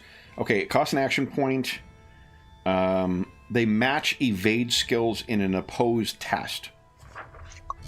So we roll against each other? Exactly. And Well, at least it's only against one. I might get lucky. yeah, and their evade is not good. I failed. Right, but this is one where it does actually matter. I failed pretty as good well, then. but I failed by more, so you can go ahead. Okay. So you are now what at long range or medium? Yeah, I pulled myself back out of. Let's go into long range because I want them to actually have to move in and Okay, close again. you got it. Then it is. Oh, yeah, because he did contest it. That means it sucked up one of their action points. Then next cycle, Finkus. Yeah, start to reload. That's me done. Then this one with the arrow in its head sees the opening. Goes in. And yeah, you're at medium right now, so. Perfect striking range. Oh, and you've got no actions left. Nope. So it's closing into the touch. The other one only has one action left, so it'll close into touch. I only have one more attack left on you. Cargill. Reload. Okay. Alana, you're out of actions. Finkus. Yes, last reload. And I got one attack on you, Alana. That is a miss. Then we're at the top of cycle 4. Or round 4. Everyone fill up your action points. Yep. Finkus, have you reloaded? I have now, yep. What would you like to do? I shall fire at this top one again. Okay, go right ahead. Let's Come see if we on. can do a bit Yes! better. Solid hit. Go for hit I love location. how crunchy Mythras is. Right arm, which is gone on that one, which means it goes to left arm. Lots of damage this That's time. max damage already. Nice. So, what do you want to spend your special effect on? I didn't get a crit, no. Move it to its head. Can you do the multiple penetration thing? I can't remember what it's called. No, you have to get a crit for that. Oh, that's right. Yeah.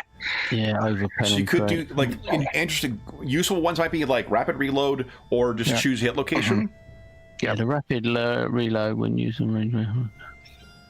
Yeah, I'll do the rapid reload. So I'm doing 8 damage and then I'll... 8 damage does tear off the other arm, so this thing only has a bite now, which is a separate attack. So it does less damage. I can just see it like, yeah. All right. So the bite is going in on you. Alana, do you want to defend against this? No. Are you passive blocking? You would decide this at the start of your turn. Yeah, I'll be using my shield to... my intention was to get back so I could use my shield to block, so... Okay. To passively block, you mean? Yeah, to passively block. Got it. Okay. All right. So then... this thing actually... No, they closed last round, didn't they? That's their last action. Shit. Okay, so he's going to try and bite you. That is a success, not a crit. Okay. And I'm going to pick that arm again. They're enjoying that unprotected arm. But it's only 5 points of damage, though. Does not get through. Okay. Nearly does, though. Next one. Do you want to defend against this one? Yeah, this one I think is going to get lucky, so I'm going to get my shield up and... So if you're pairing with your shield, remember, then that means no passive blocking. You can parry with your mace. Yeah, let's parry with my mace. We'll do that. Okay. This is also a small size thing, so your mace would protect full damage as long as you succeed. Ooh. I succeeded, not a crit, though. Failed. Okay, so then I'll again hit that arm in the hope that we can do damage. Nope, 5 points of damage to that arm again. That armor is paying off. Yeah. Okay, then... Oh, we have a damage armor special effect. Something to think of next time. Cargill. They're not that intelligent, so it's about time they started figuring that out. Yep. Reload. Okay. Alana, what are you doing? Reloaded. Yeah. Well, the one with the bite doesn't feel like it's very threatening. I'm going to go after the one with the arrow in its head and try to crack it with my mace. Go right ahead. So, it will try and avoid or parry. I assumed. I failed. I failed. So you both just miss. Finkus. I only need 1 reload, so I'm reloaded, but that's me done. Their turn. So this one only has 1 left. Do you want to defend against this one, Alana? Yes, I will defend against that one. Okay. I critically failed. Oh, that means if I succeed, I'm going to do something nice to it. I succeeded. Yeah. So you have 1. You have 2 special effects. Choose hit location and head. But you're not attacking. You're defending. Oh, defending down. That's right. Yeah, you're parrying. So. Okay, defensive. Blind opponent. Close ranged. So like overextend opponent might be something you could do. Cannot attack on the next turn, and that one can be stacked. You could take away the next 2 turns this thing has. Yeah, let's overextend them. Okay, so you bash this thing. It's kind of like, wobbling on the edge of the bridge for the next 2 actions. Cargill. He is going to take a shot at this guy with the hopes that if he gets a crit, he could overpenetrate. Okay. But let's see here. So standard and okay. Nice. Okay, it's a hit. Crit. Great. Hit location and damage, and then let's spend your 1 special effect. Yep. Oh, hold on. Why didn't that work? Okay. There we go. Left arm. Which would be head, because he does not have the arm. Okay. Oh, and I have to roll damage. Okay. 5. That's the one with the headshot already?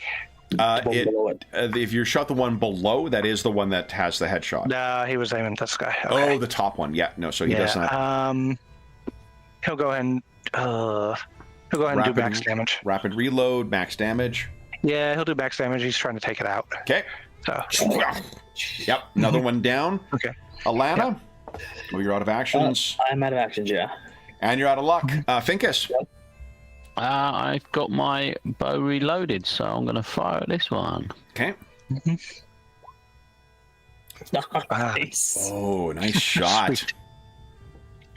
Okay. Right arm means head for this one. Yeah, 3. Yeah, I'll do max damage. Oh, no. Okay, that's 8 for you, isn't it? Yeah. And that's the the last one I one got down. Okay. Hmm. Whoa. Now, did you guys keep track of how many shots you have made? I made 4. I think it was 4. 4 each. Yeah. Okay. Mhm. Because there are rules for recovering arrows. Well, while they're doing that, I'm gonna lay on hands and try to fix my arm. Okay. Yeah, you took damage, what, to your chest and your arm? Yeah, 1 point to my chest, which is fine, but my left arm is kind of half health. Okay. Okay, I can restore all lost hit points from it. Okay. Yeah, to one location. What does it look like as you manifest your lay on hands? So as the guys are scrambling to get find their arrows, she like put a shield down, reached over and just gripped her arm where they've been gnawing on it, and just like white light kind of flows in, and all the blood seeps back into the armor, and just clenches her fist. Is like much better. Yeah. Awesome. In the meantime, Cargill, his first thing is to come down here as carefully as possible. Since he's not trying to rush, does he have to make a roll? No. You guys are good to. Okay. Okay. You get the other So- side of the bird, just like Yeah. He easier to comes let the down. ground kill them than Okay. like arrows. Yeah. Yeah. So each Finkus and Cargill, why don't you each give us a standard perception roll? This will tell us how Standard many perception. of your Sure. what do you call how many of your arrows you get back? Standard perception. There we go. Oh. Finkus, you get 50% of spent. Both of you 50%, unless you want to Okay. luck that. Nope. Okay, so you got 2 Oh, arrows that's fine, back. yep. 2 were destroyed. All right. So Now I then, have 17 arrows. He comes down and he kind of claps Alana on the shoulder. Great job. You okay? A little winded, but most of the damage I've fixed already. Says I heard you yell to shoot their legs, but man, their heads are so big. Wow. okay. Then, Like you tagged each one of them. so your action points will go up to full, but your luck will not. Your luck starts at the start of each session, not each encounter. So the Cargill, did you not spend any luck during that fight? Nope. Oh, wow. I guess maybe you should have to reload was faster lucky. or something, but I mean, I don't think you missed at all. no, never missed. No, that's incredible. Okay, so then, what do you guys wish to do? All the bodies are on the ground, and I'm assuming you'd have to go down there to look around them. Do you guys want to see if there's any loot on them? Yeah. Halfling can do it. I want to see what they were eating. See if there's any recognizable remains. Yeah, it's a... Yeah. Okay.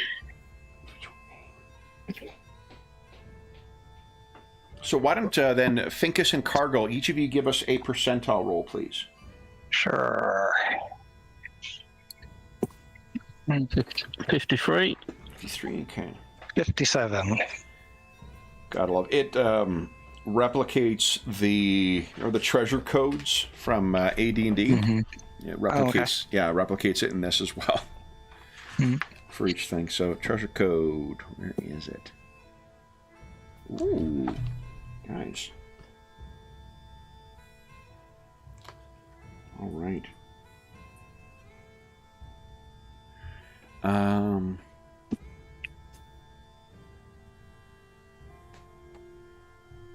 Okay. Then would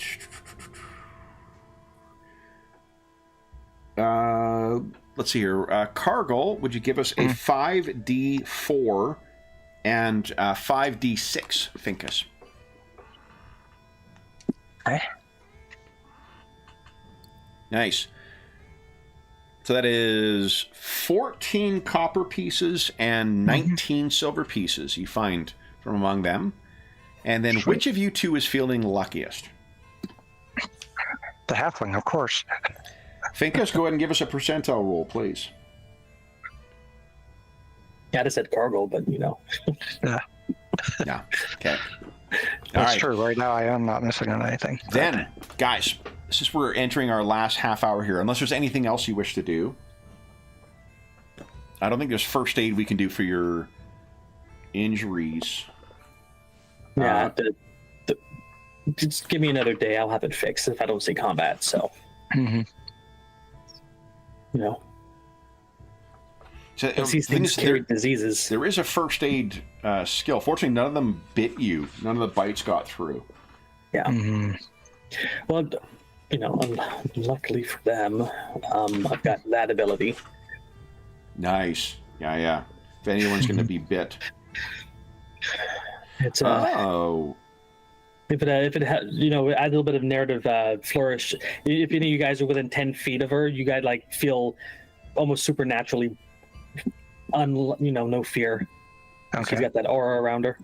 So anyone you can administer first aid as an action. It restores 1d3 hit points when it's a minor injury. Because you got 1 point to your chest, right? I do.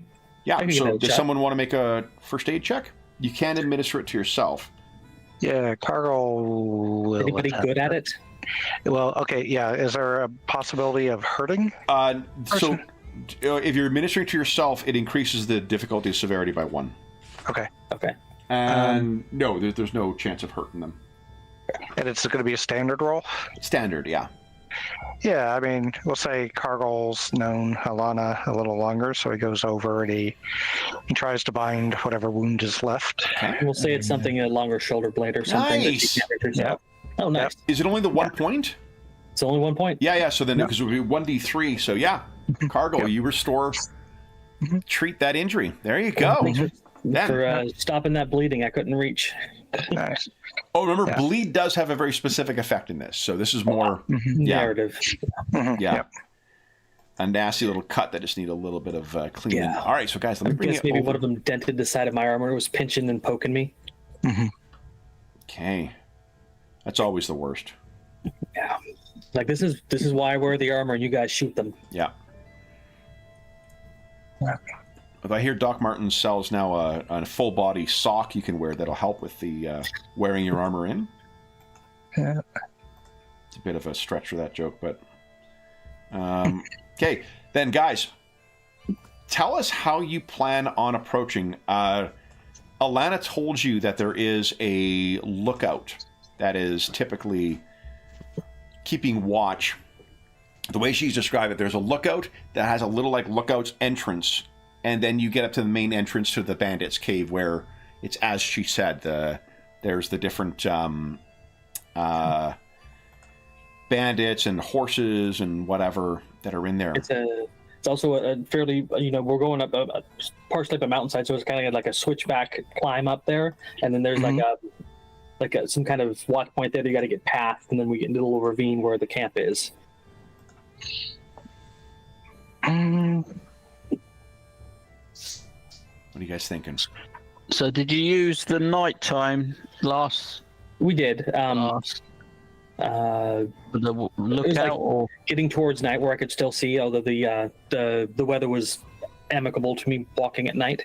But we also made use of our wizard's invisibility. That's right, it's overcast today too. Yeah. So it's gonna be dark as fuck when it comes to nighttime. so is that dangerous because of where we're walking, or? I mean, we're going to be right open, and they can see us pretty. Well, they see me pretty easily. Yeah. I mean, I'm happy to try and hide in the shadows and sneak up on him. Yeah. Because walking on the mountainside in the dark is going to be probably more dangerous. I mean, I don't think myself or the wizard are very sneaky, but with you two, it's possible you guys could move ahead and take the scout out before I get out there. Cargo could be on standby with his bow if it looks like he's gonna give off an alarm. So If he hides back. you want to have Alana hang back, and then the two of you sneak up? Is that what the plan is? Well, I was gonna go in for the reconnoiter? actual, stealthy right up to it. But if you can give a sort of longbow cover. Genuinely, Darren, if I could give an accent to a halfling thug, it would be your accent in any event. So I love it. Give it a quick wacky. So why don't you go ahead then, Finkus, give us a This will be an easy stealth check, and it'll be contested if there is a lookout. Is he easy with the bonus or without? That'll be easy with the bonus, yeah, because you guys are not doing it during nighttime, right? Yep. Look at that. Huge. Okay. So let's once again peel Finkus off from the group here. And put you right here. I'll shift ping you. Okay, can you see that? Yep, I can. Okay. And then, Finkus, would you give us a perception check, please? This is a little bit of a good for the goose, good for the gander. Can you spot him? Is this a standard one, yeah? This will be a standard one, yeah. Yeah. So, what you can see, there is this little outcropping up here, right? Finkus, but you cannot see anybody in there. Whether there is someone keeping watch or not, you really can't tell from where you are. The path carries on along here. And is that light source there? The within, or there's a light source here. Oh, that's just it. Hold on, let me. There should be. That's got nothing to do with it. Oh, that's just Sorry, my kludgy way of making it so that it looks as if it's daylight out here. Yeah, that's cool. Yeah, because I don't want it to be fully illuminated inside. No. Yeah, so I know that they're there because of Alana's sort of description, or yeah. Let me show you what you can see here. Let's just. Yeah, can you see more clearly the entrance? Like the lookout crevice was pretty cleverly hidden, so. Oh yeah. Can you see that crevice now? Just about see. Yeah, I can just about see an entrance. Well, I think Finkus would rely on his stealth and just continue to get closer, thinking that there's no way he's going to hear me, and it's unlikely he's going to see me. So here's what we'll do: every drop down in your stealth and grade of difficulty will give you a step up in your perception. Right. Okay. So what do you want to do? So I'm going to go. So it would be easy. So I'm going to go to. Well, if you go to standard, it'll put your perception to easy. If you go to. I'm going to go to hard. Whoa. Okay. Yeah. So hard, which would make it very easy, then I think, right? Yeah. Okay. So I'm going to. So first, let's on hard. Yeah, against his standard perception. Ooh, luck at that. Ooh, that's bad. You want to luck that? Yeah, I'm going to luck that one. Okay. Nice! Awesome. All right, now it'll be a very easy perception against his standard hide. Okay. Okay, so very easy on perception. Okay, and you actually beat him. Then let me. So Sweet. You inch maybe a little bit closer, and I'm trying to change the angle I'm looking at. yeah, Sort of see look if who's he's- sitting in there. There is someone there. And the lookout has, let's see. He is armed with.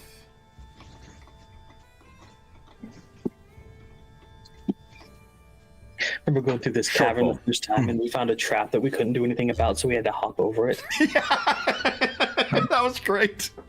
Yeah. Oh man. Okay. So you can see Lucky him we in even there. saw it. He's got a strung short bow that he seems to be thing, and he's just kind of, staring out over the valley. He's keeping watch, and like he has the look of determination on his face. Like, yeah, you have a sense that I don't know. It has the look of like under siege, kind of paying attention. This is not somebody who's just like waiting to hear someone come up. Like they're actively keeping watch, as if Something's happened. or they're someone's giving them expecting shit. something. I mean, which tracks from what Alana said the last time she was here with that elf. Yeah. So I didn't quite hear. Is he high, sort of slightly elevated he's in this It is, position. yeah. It's about maybe 3 feet up, but it's an incline. There's all that bush in the way, so like it's a pain in the ass to get through for sure, and it gives him some good cover. But it's a place you could easily reach without having to climb. It's just that it's going through some bushes and on an incline. So have I got cover between here and him now? Or not is it really. No, pretty- it's because of pretty your open? size and because of your, stealthiness that you've got this. You've managed to make your way up this close. But yeah, any further would be We had to sneak so close to hit that wizard to hit him with a spell. It was nail biting. Now here's some things you could do. This is in close range. This is in close range of the short bow. Aiming is a full round action, which drops the difficulty of the shot by 1. He wouldn't have an opportunity to defend. So in theory, you may get a single shot off at easy, and because he can't defend, you could try and target the head. Yeah, I think I've got to go for a good shot. Okay. I think that just seems to be the best option at this Oh, stage. and hold up. If he's within 30 feet of you, your sneak attack. Oh, does that come into range as well? Yeah. Ranged weapon within 30 feet. You gain the choose location as a bonus special effect to hit the target's head, chest, or abdomen, which means you could do a combo of hit location and max damage. And would you say this still counts as outside his field of vision? Because I mean, you rolled. He just has not seen you. You're also a very little. Like I keep teasing you about it, but you're a very little guy. You're not going to be where he's looking for. Yeah. No, I just didn't know if it applied in that situation. Yeah. So you need to be within that's 30 feet, which be. What's Am that? I think you need to be like 2 squares forward. Right. In order so to I'd be have there. Sneak a little bit more. Yeah. I'm currently. Let's see here. Oh. It says 30. Yeah, you're good. Oh, fuck! Ignore me. I don't know why I was. Yeah, I think he's already 30. I'm sorry. I'm thinking. Yeah, ignore me. I'm a dummy. I failed. So he requires a hard perception check in order to defend, like the sound of the bow or whatever going off. So it's really on you to make this. So it's an easy because of the aim, yeah? Correct. Okay, here we go. Nice. Oh, that's so close to a crit too. All right, so you go ahead and roll hit location for standard. Oh, it'd be standard this time. Yeah. Okay. Okay, so you can pick. You got a free chance to hit location to hit the head. Go ahead and roll damage. So what do you want to do with that other one? Yeah, the head's the most obvious. He's got no armor on his head. And most people have I have 7 hit points for my head. If you do max damage, you got to think that would be enough. Max damage is 8, right? And then his sneak attack, right? Yeah, and that takes him. Well, the sneak attack doesn't do extra damage. It just allows him. In this game, target. that's why he gets to choose the head automatically. Okay. Yeah. Yeah, I'll go for a max damage headshot then. Which tells what it looks like as he takes the headshot and then drops down. So I think he's sort of leaning out, and he just topples over and just goes into those bushes that are giving him cover and sort of disappears from sight straight away. Yeah. A bit of a crash. So as Finkus, strolls back to meet up with the others, how does he announce this? There was a scout, but he won't be bothering us.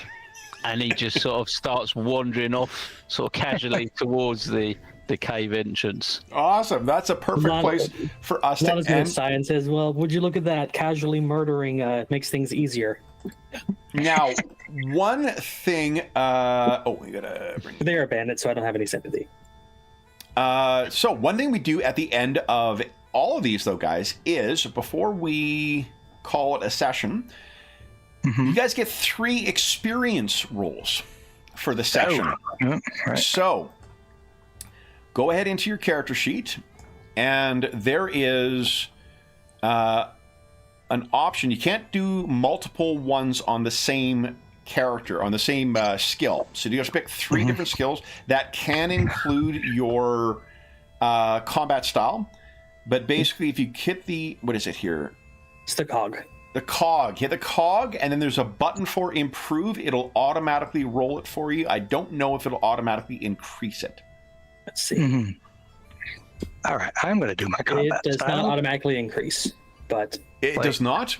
it does not automatically increase. It just tells you if you make it or not. Awesome. So you got plus 4% to your... I Power still use my combat mace style? quite a lot.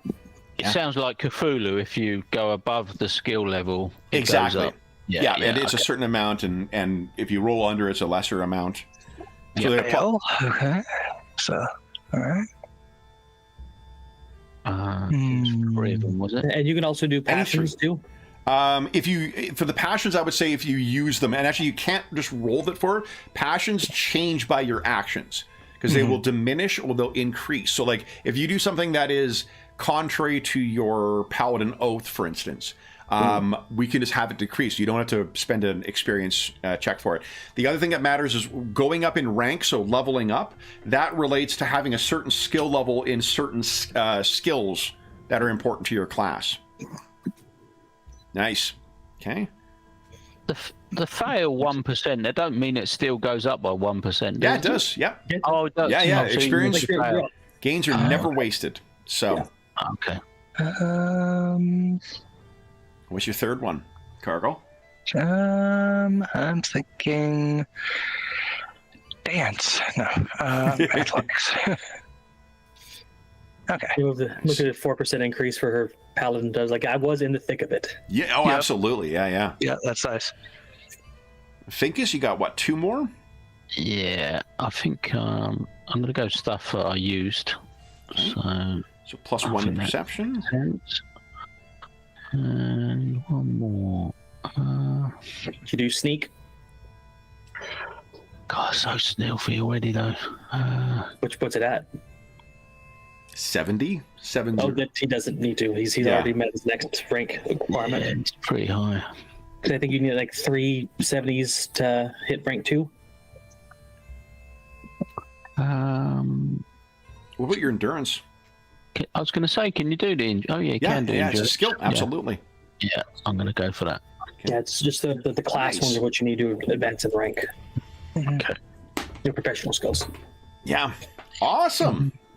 Yep. Well, guys, then that was terrific. Darren, your first time playing, these classic fantasy version of Mythras. What did you think?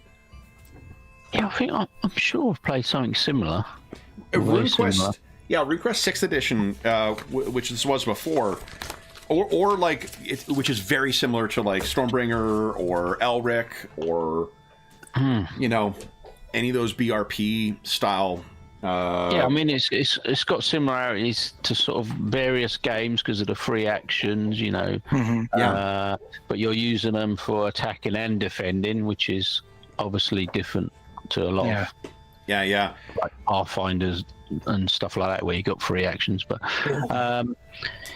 so I think it's another one of those games that I always say you'd have to play it more, get more out of it, and you know, get quicker with it. But the character sheet does a really good job of speeding up. You know, what potentially would be a bit of a mathy sort of working out your percentages with the very easies and you know all that sort of stuff. So that was really helpful. You can use your action points to track where you are in the round and that. So that was all really good. So I think the character sheet's done a lot of the heavy lifting here, to be honest. Which makes a game like this playable because to me. Otherwise, I'd have struggled to get into it. I think the modifiers to the skills. I mean, you would also pre-write. You can pre-write them to be like what the different at ease very easy would be. And the thing I think would be fun in person with this game is the action points. Is actually using tokens or poker chips or something like that. That would be a lot of fun. And then have a separate pile for your luck. So you'd be like, fuck it, I'm going to put I'm going to spend this to get another action point and whatever. But it does seem that the game's quite heavily focused around the combat as let's get that right, sort of as a main thing, and then it's got you know, what lots of games have got, you know, with your skill checks and things.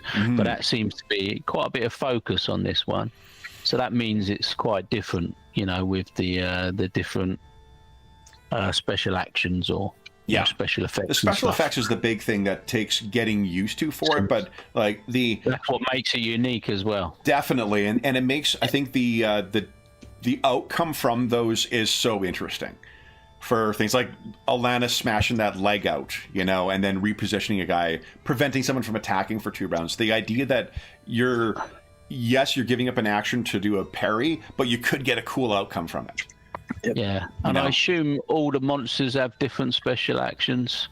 Yep. Potentially. Yeah, you know, absolutely. And we've only used like just the bare minimum of stuff with it so far. I haven't used any. We've used like human adversaries, and I think we've used ghouls twice. Yeah. So rather than just melee monster, and they've all got the same, that they are so unique to the, which is you know, it gives you lots of possibilities there. Definitely. One then like one of the options for it didn't come up in this session, but one of the options for action points is for luck, I should say, spend luck in order to try and make an evade to avoid an area effect.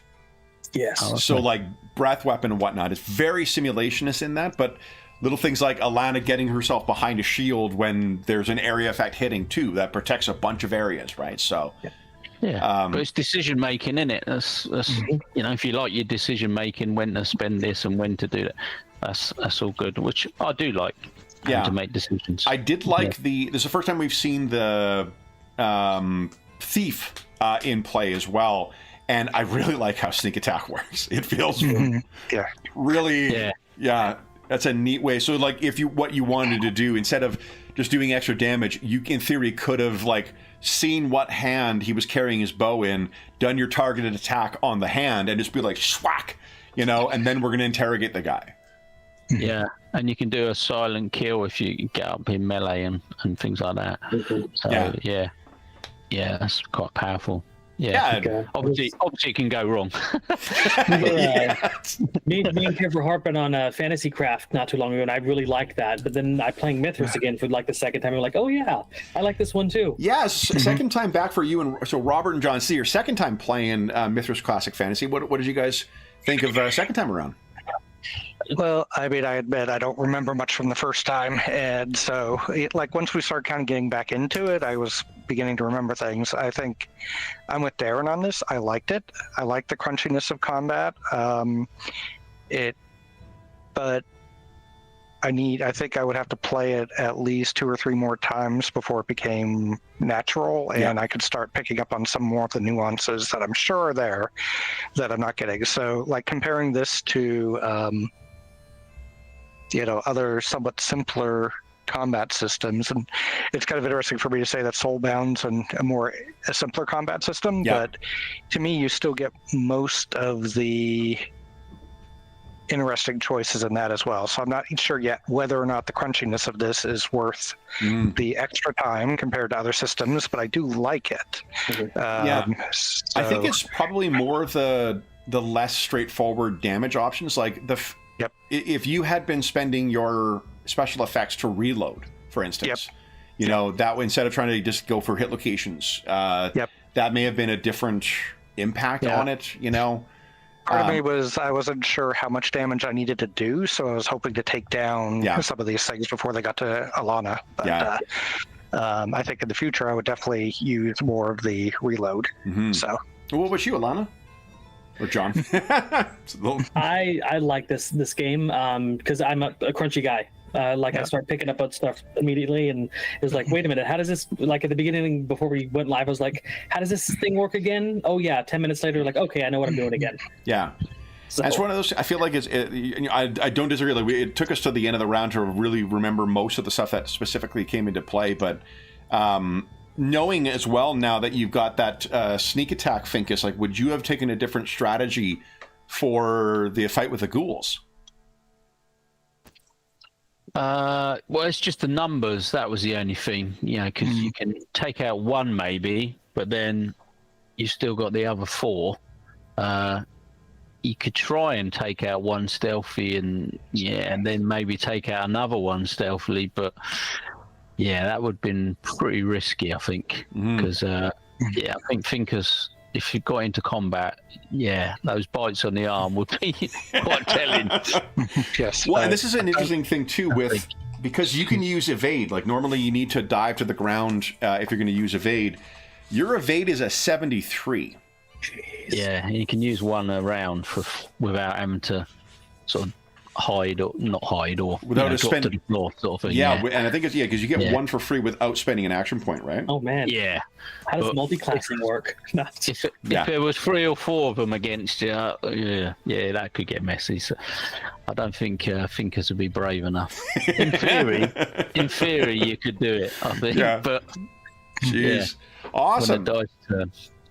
Any closing thoughts on Mythras Classic Fantasy before we've had one fight and a little bit of light role playing, 2 fights, I guess. But I'd play it again for sure. Yeah, I certainly would, in spite of my comments on that. And I do like that it rewards real world tactics or whatnot. So like, okay, yeah, put your tank on the bridge and make a kill box, worked perfectly. Now, sure, if they'd noticed us earlier or whatnot, things would have gone to hell, but that's also fun. So yeah, I think that's a good point. Like, it's a neat way that I think it achieves the what people say they like about, or one of the things people say they like about like OSR or old school dungeon crawling is the idea of like, no, but you got to plan because you got to have you're more vulnerable. This feels like it's giving more meat and more simulationist approach for that kind of stuff too. And like the impaling stuff is such a neat thing because it didn't come into play in this one, but like if you're facing an ogre or if you're facing a troll or something big like that, that's a time where like sticking that dagger in and leaving it there so it's taking damage or it's being impeded by it until it pulls out. Like those are useful tactics to use against. Because they have to spend like an action pulling it out of themselves if you get stuck in there. With arrows, I think there's damage involved when you pull it out, but you're not close enough to do it yourself. But other melee people can.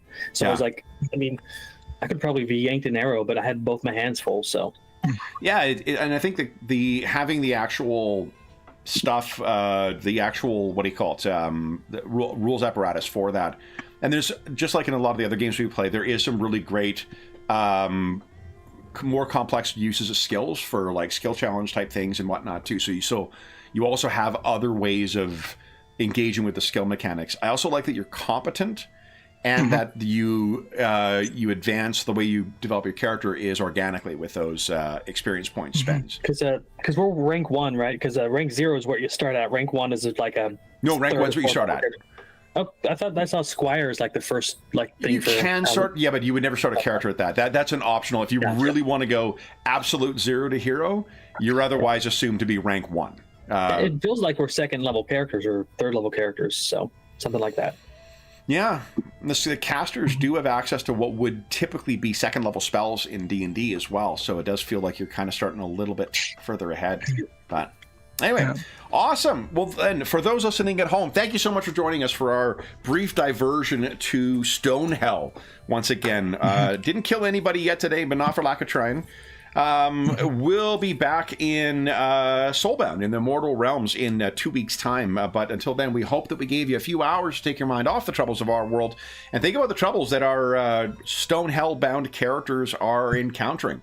As is always the case, if you have any comments, questions, or concerns regarding the session, the game, or the mini campaign we've been playing, please don't hesitate to leave a comment in the comment section down below. Again, I've got a link to Stonehell and to, I think, the design mechanism in the description of the video if you want to learn more about those.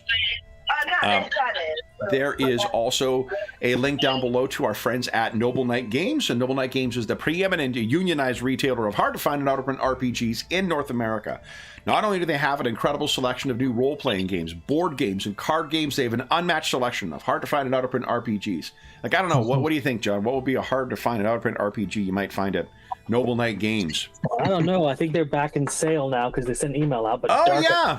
That's right. There is the Dark Eye, published by Ulysses Spila, is back in stock at there. If something is not in stock, you can put it on a want list, and they'll send you an email when it comes in. And if you make a purchase of $10 or more through their website, be sure to enter the code MuserNight, all caps, all one word. It's in the description of the video. It'll save you 10% on any purchase of $10 or more.